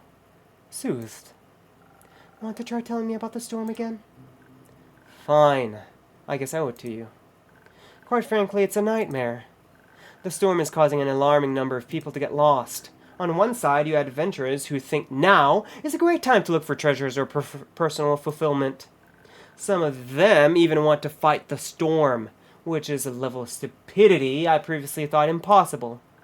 On the other side, a whole lot of regular, good people are in trouble too. They're wandering off the path, deep into the Ashen Grove, unable to find their way out again.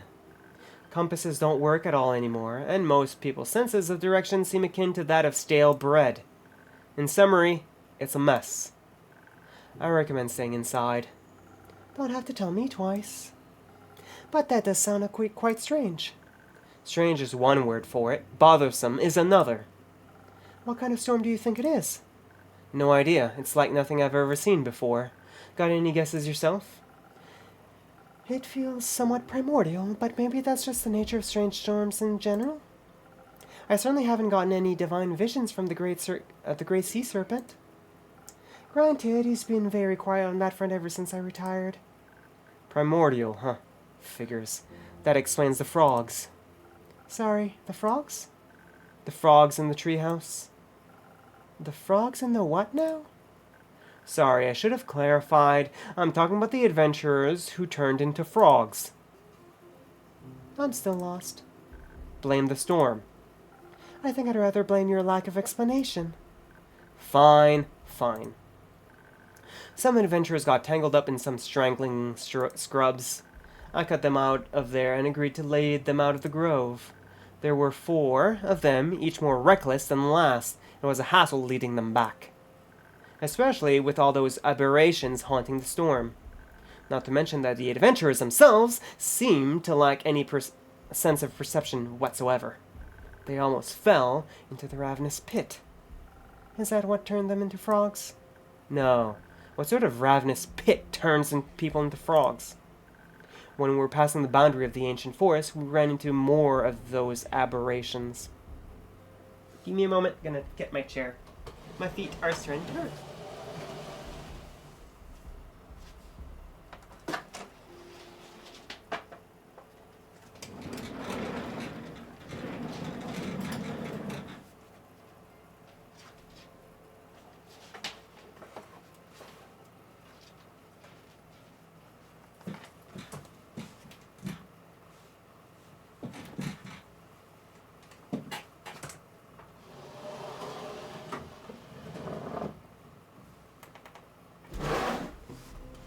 The nice thing about a standing desk.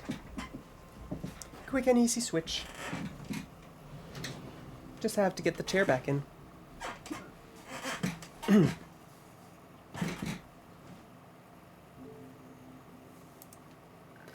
When we defeated them, they just turned into thick and surprisingly aggressive frog. And the fog attempted to engulf us entirely. I managed to fight it off, but the adventurers weren't so lucky. It went into their leader's eyes, which then turned a stormy purple, before she suddenly melted into water and got consumed by the storm. I lost sight of the rest as the other aberrations started appearing, and when I found them again later, they had turned into 3 frogs. That's a fascinating side effect. What did you do with the frog venturers? I picked them up and brought them to Fable's treehouse. Made them a little water bath in the kitchen and locked them in there for now.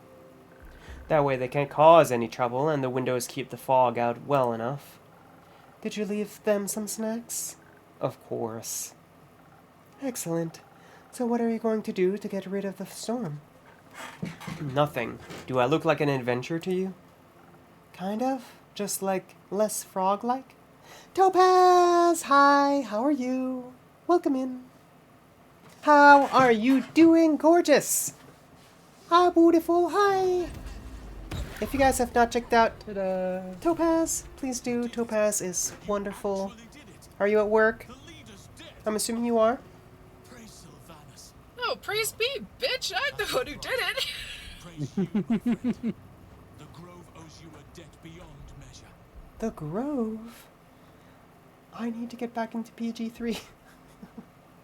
The plan for BG3, I think, is I have quite a few YouTube videos to schedule, and I have a few videos on the computer that I need to edit, which I'm really starting.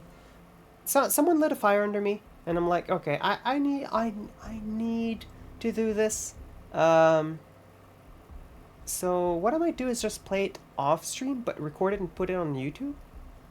Once all my other YouTube stuff is already like scheduled or edited, so that way I can like work on specific YouTube content instead of just relying on VODs.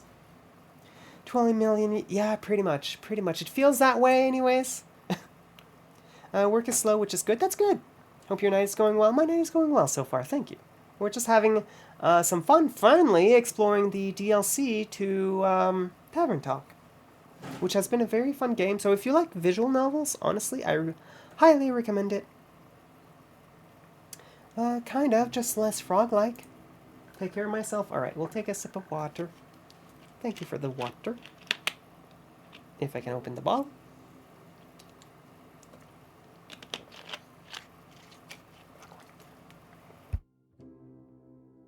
And then a stretch. You should be taking care of yourselves too. Everyone drink some water, get some stretch in. Make sure that you're sitting straight and not cross-eyed and crooked and whatever else you want to call it. We've still got plenty of bipedal heroes left. I'm sure one of them will take care of it eventually. No need to let it ruin my routine. I fear you might be underreacting. There are no falling stars this time. Things could be worse. There's still the primordial stars. They could float up. Let's keep it to one calamity at a time this run, Innkeeper. Anyway, I should check on those frogs. And make sure no one else got lost. Character information, Oleander. Already. Cool, we got more information. While Oleander usually appears to be in a state of constant annoyance, sometimes another side peeks through. He has a strong sense of duty and a desire to help those in need, despite all the complaining. Also, he's good at directions. Thanks to his ranger senses, he can never get lost. Physically, at least. Maybe let the people of Zenith know to stay inside.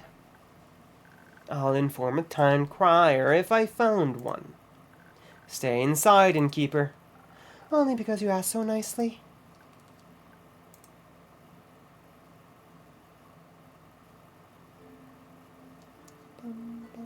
Oh. Well, that is not normal. What did you do?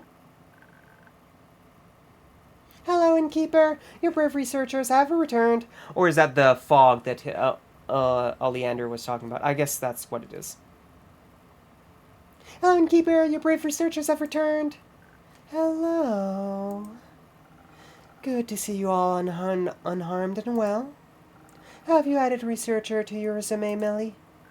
Precisely. I'm an expert, professional, big-brain researcher now. At least that's what Archie said. You did a phenomenal job.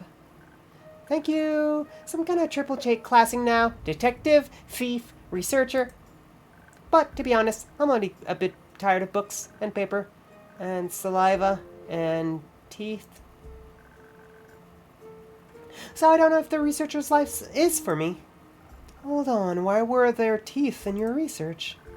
Oh, they were so cute. Sounds like it'll be a longer story then. Is anyone in dire need of a drink before we begin? Me. I got you. What can I make for you today? Something fun. So I can tell you all about our adventure better. I think I know what to do. You will want some thousand winds. Good enough.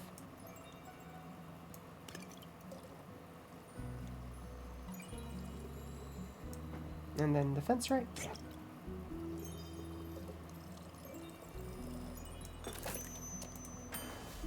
Yeah.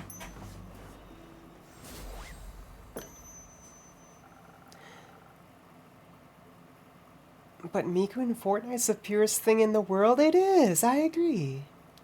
A fun little drink for the cutest little swamp witch.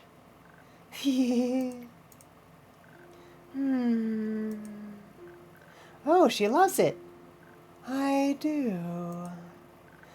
But now it's time to tell our story. Very well. Strengthened by your drinks, we headed south through the moon swamp towards Mossbury until we could finally spot the sea. There was no city in sight, but we knew. Underwater wasn't far. Right as we left the swamp and our feet touched the water, the luminous algae did its magic.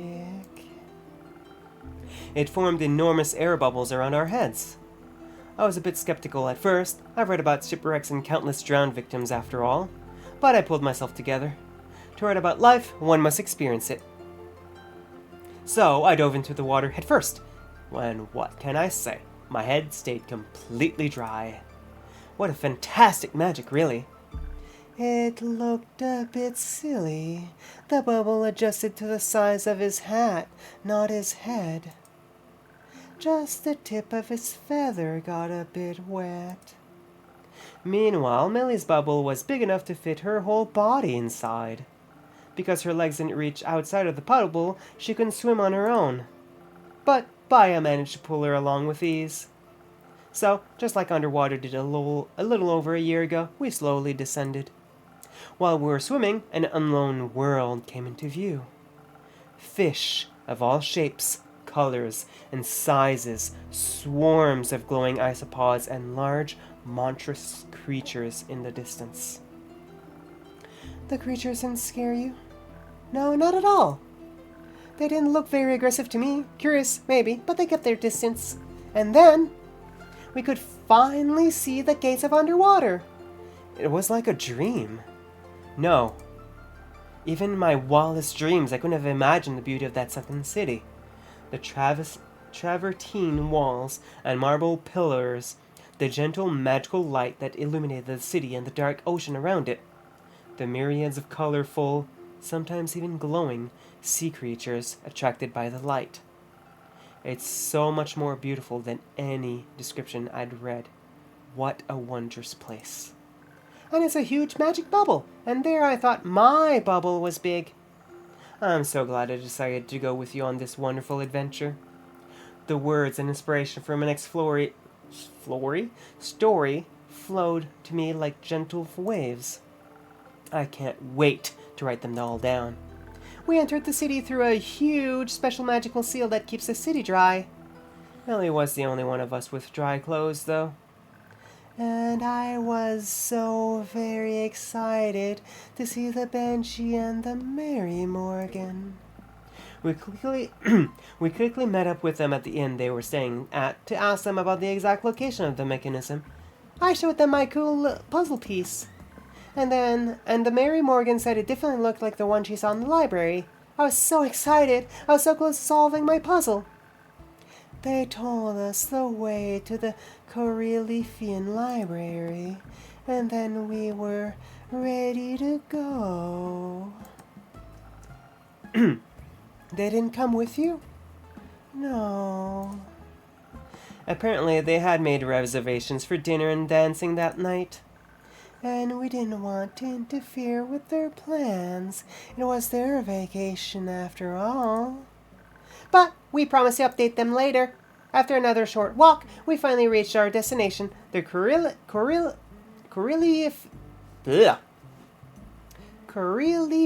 Library. But the whole journey had taken so long that we sadly missed opening hours. Maybe that was for the best. Looking for a puzzle piece in a library, bringing with people is probably very difficult. I've overheard a conversation between two guards saying that some researchers and security staff were still inside. They were trying to figure out the curse of the library. You know, the mysteriously injured visitors and moving inventory and so forth? And, well, all three of us have certainly had our fair share of adventures, spells, and monsters. So I introduced myself to the staff. I told them maybe we could be of help. As it turns out, they had actually read my books and heard that they were based on true events. And a swamp witch like me could offer even more possibilities for dealing with various curses. A cute swamp witch, if I might add. Happy face! So after our brief expert pitch, they actually allowed us in. After we made it inside, we only had to find the second piece of the mechanism, and maybe also help those poor librarians figure out what kind of curse they were dealing with. Have you ever visited the Corellifian? That word is hard to say. The only character I've been able to say it decently well is Baya, and that's because I've made her voice so slow. Librarian keeper? Yes, but it's been some time. Underwater hadn't sunk yet. I bet a lot has changed. You should really visit again sometime, Innkeeper. I don't think they'd let me in again. I'll make a mental note to ask about that another time. The light, polished marble and organic wood made for such a perfect combination.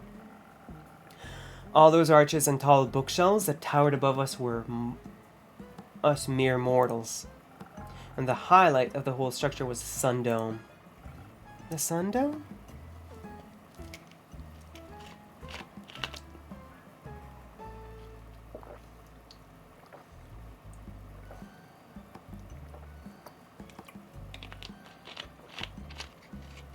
Oh, I hadn't drank too much. And we're talking a lot.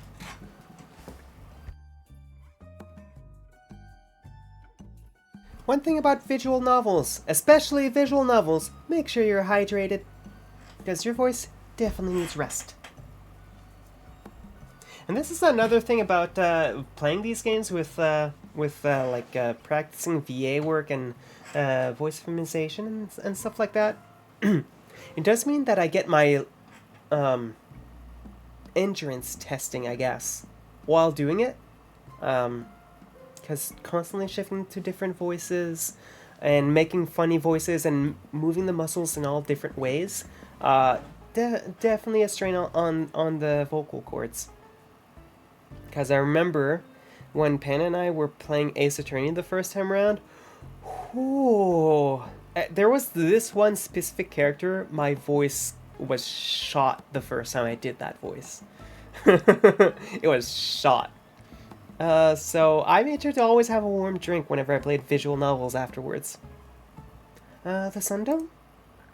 The central part of the library is covered by a gigantic glass dome that fills every nook and cranny with warm sunlight.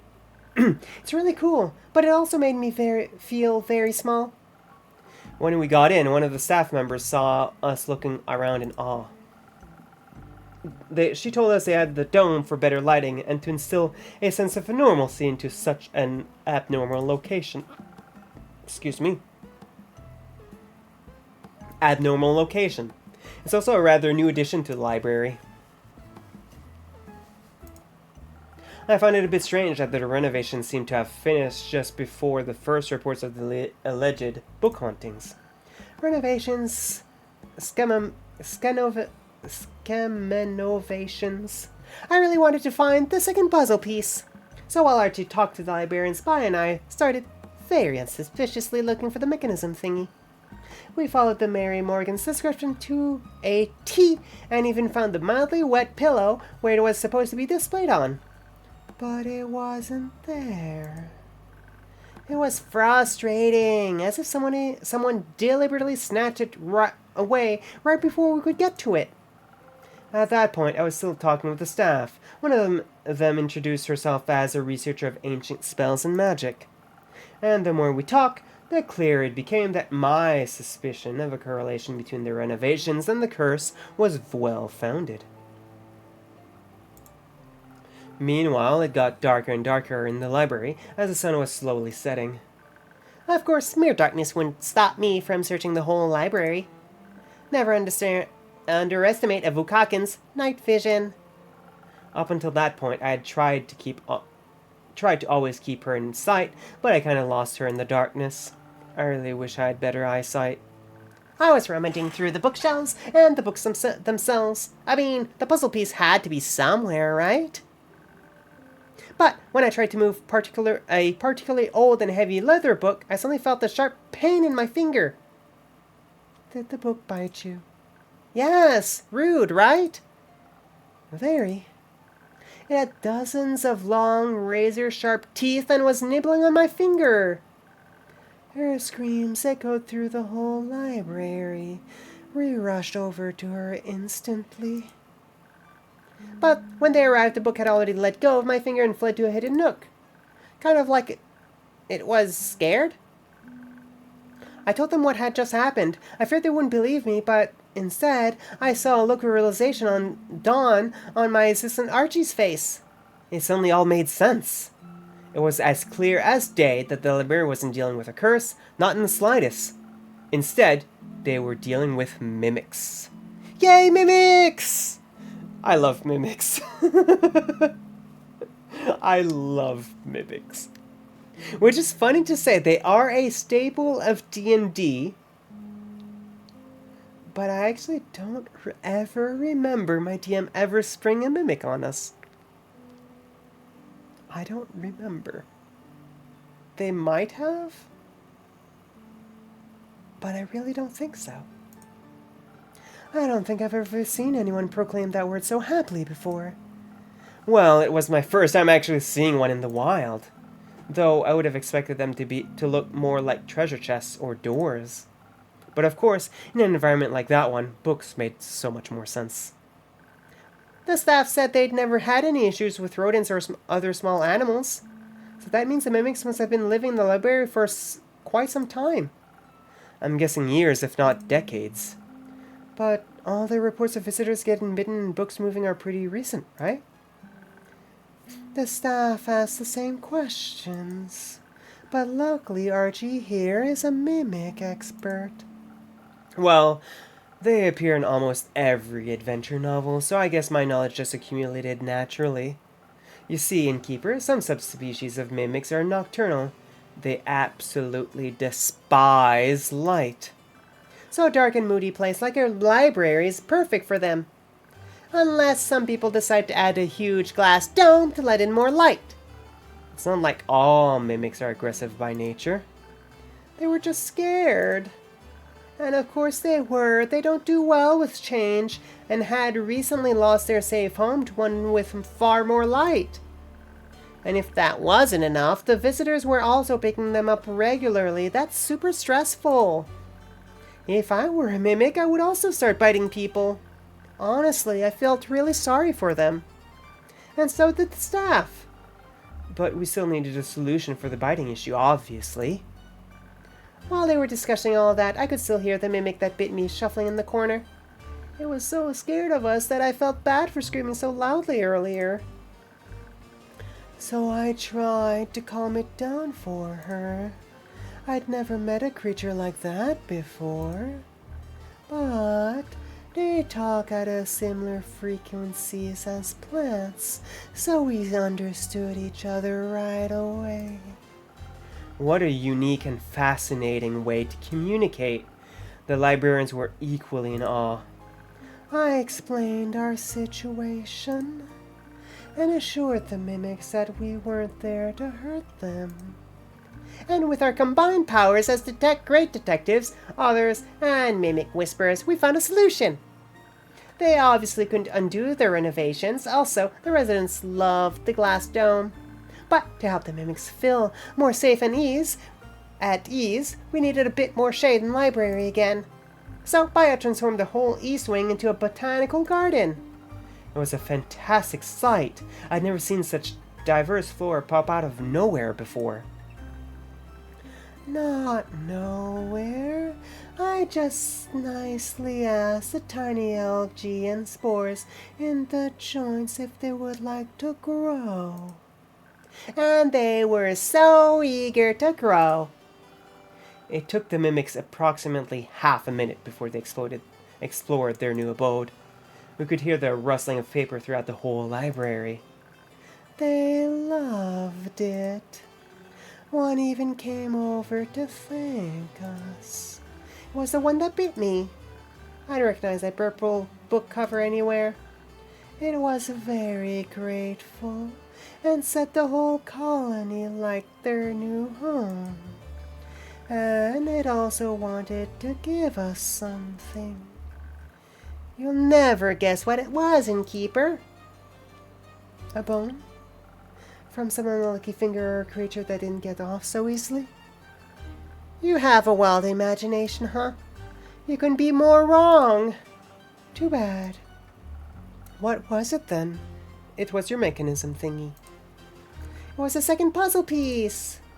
Turns out, in their distress, they thought it was edible. I never knew mimics could be so nice.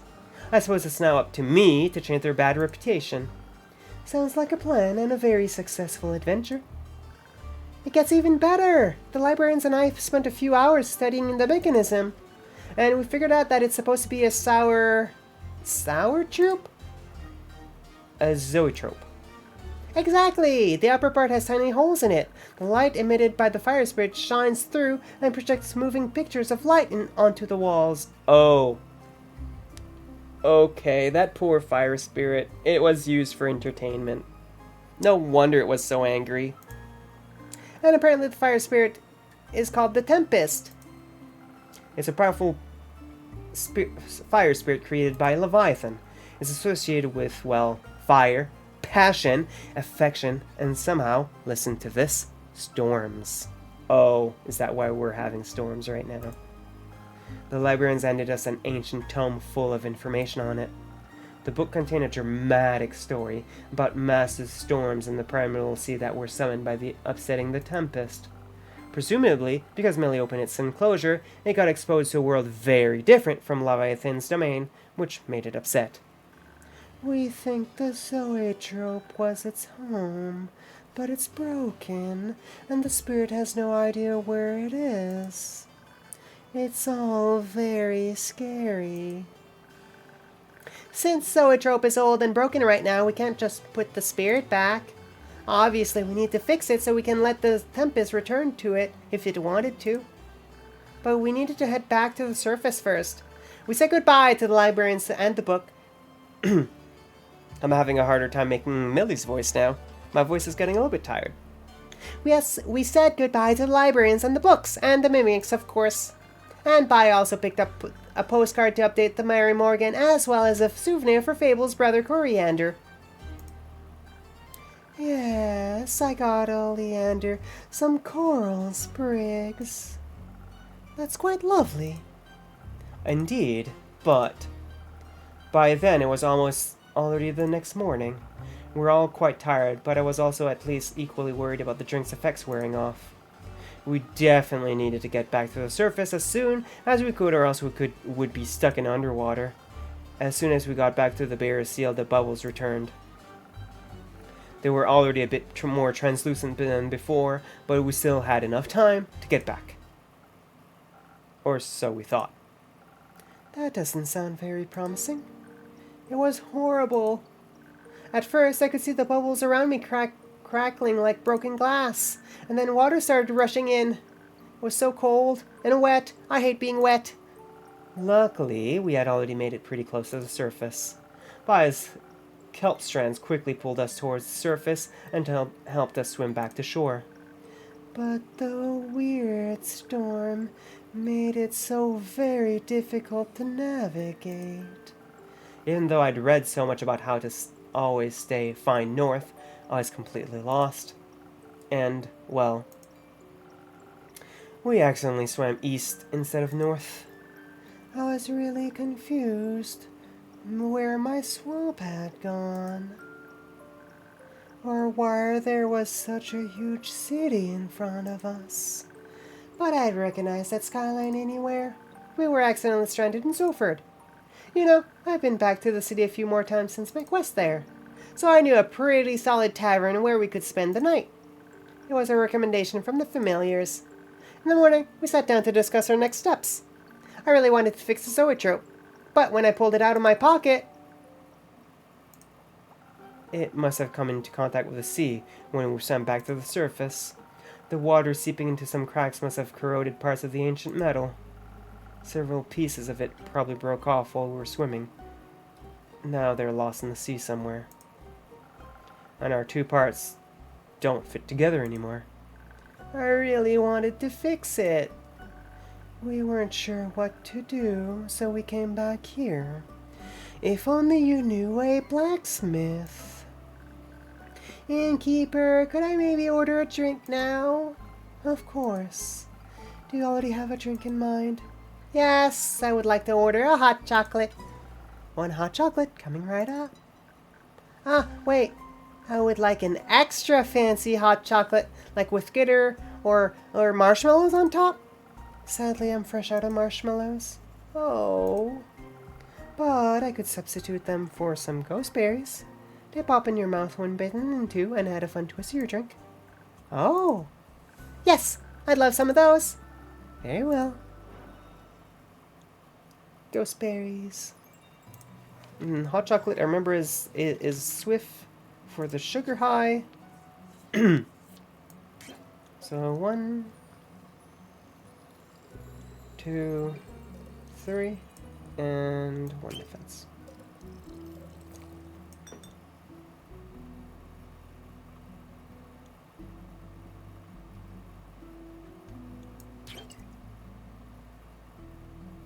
Oh, I guess the ghost berry added a -1. I was like, I added 3? What's going on? How's your hot chocolate? I love it! It's sweet and warm and perfect! I just had an idea. The zoetrope is made of citron and ancient metal and seems connected to the dragons, right? What if you just reforge the pieces you lost with a little bit of divine help?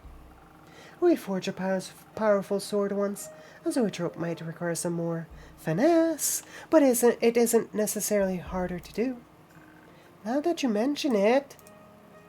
But isn't Miss Rhea exploring the caves of Ur with Kyle and Lady Evelyn at the moment? If I remember correctly, it was her who forged Carolyn's legendary weapon. That's true. Yeah, I think what we'll do after this in-game day, because I do feel the strain on my I'm starting to feel the strain in my voice anyways. After this in-game day, if it's not 3 hours in yet, we'll probably switch to like Rocket League or something, just so that I don't have, like, I'll still talk to everyone as much, but maybe not as much, but I'll still talk. It's just I'm not gonna be straining my voice, making different voices, because I do feel like it.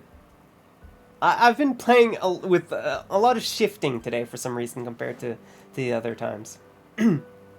Or just my voice was more strained than usual today. I don't know. I don't think we'll be able to reach her anytime soon. But maybe Una can help. She's an engineer, and she's very smart and good with metal. I want to argue with that, but I can't. And if we need divine help, we can go to that dragon temple in the Highlands. The one that doesn't have the ever-burning flame anymore. But they should still know a thing or two about forging divine things. Maybe they even have a secret ancient metal or a modern substitute? Oh, I've been to that temple. It's a very cold place, with a very large guivre. But it's definitely worth a try. Do you actually think we can fix this?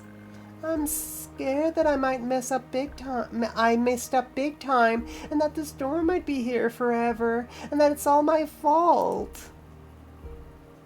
There is always a solution. Sure, sometimes fixing a mistake can result in unforeseen changes. But without change, you would never grow. Plus, not so long ago you helped stop the world from ending. I think you've got this. How about you start by visiting that Verican Dragon Temple? You can figure things out from there. Thank you, Innkeeper, for believing in me. I'll go ask Una for help. I'm sure she'll have some fun ideas. Sounds like a plan. See you later, Innkeeper. Good luck. I think I should follow her. I'm scared she'll get lost in the storm. I'll have to check in on Voy and my aunts. Take good care of yourself, Baya. Will do. And you? Up for a trip to the Highlands and building a snowman?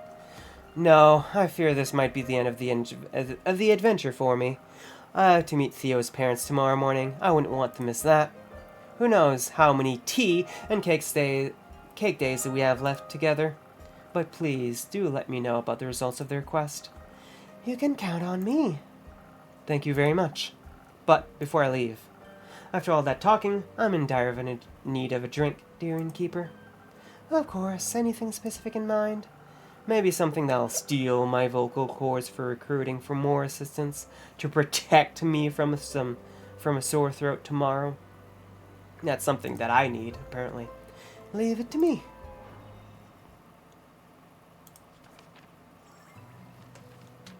Steel tonic.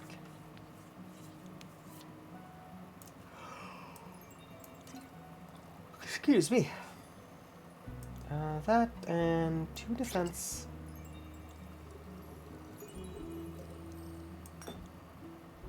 Oh, and 1 more attack. But my throat is the strongest throat. I highly doubt that. Highly doubtful. But thank you for the vote of confidence. Liquid steel just for you. Thank you very much. This is exactly what I needed. I can already feel the itching in my throat subsiding. Until then, innkeeper. A new quest.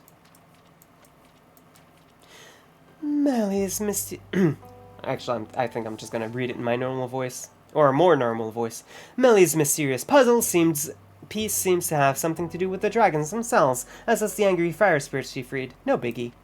The zoetrope is broken, but not beyond repair. Maybe all it needs is a stubborn engineer and some helpful freeze from the Highlands.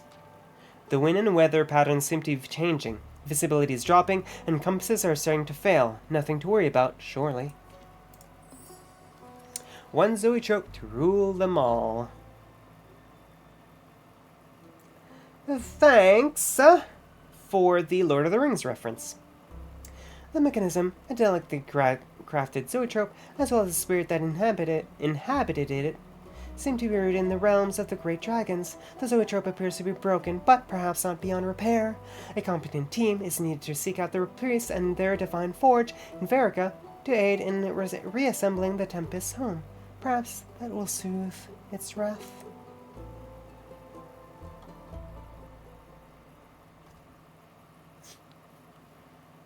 Here you go, Andu. Get some feed.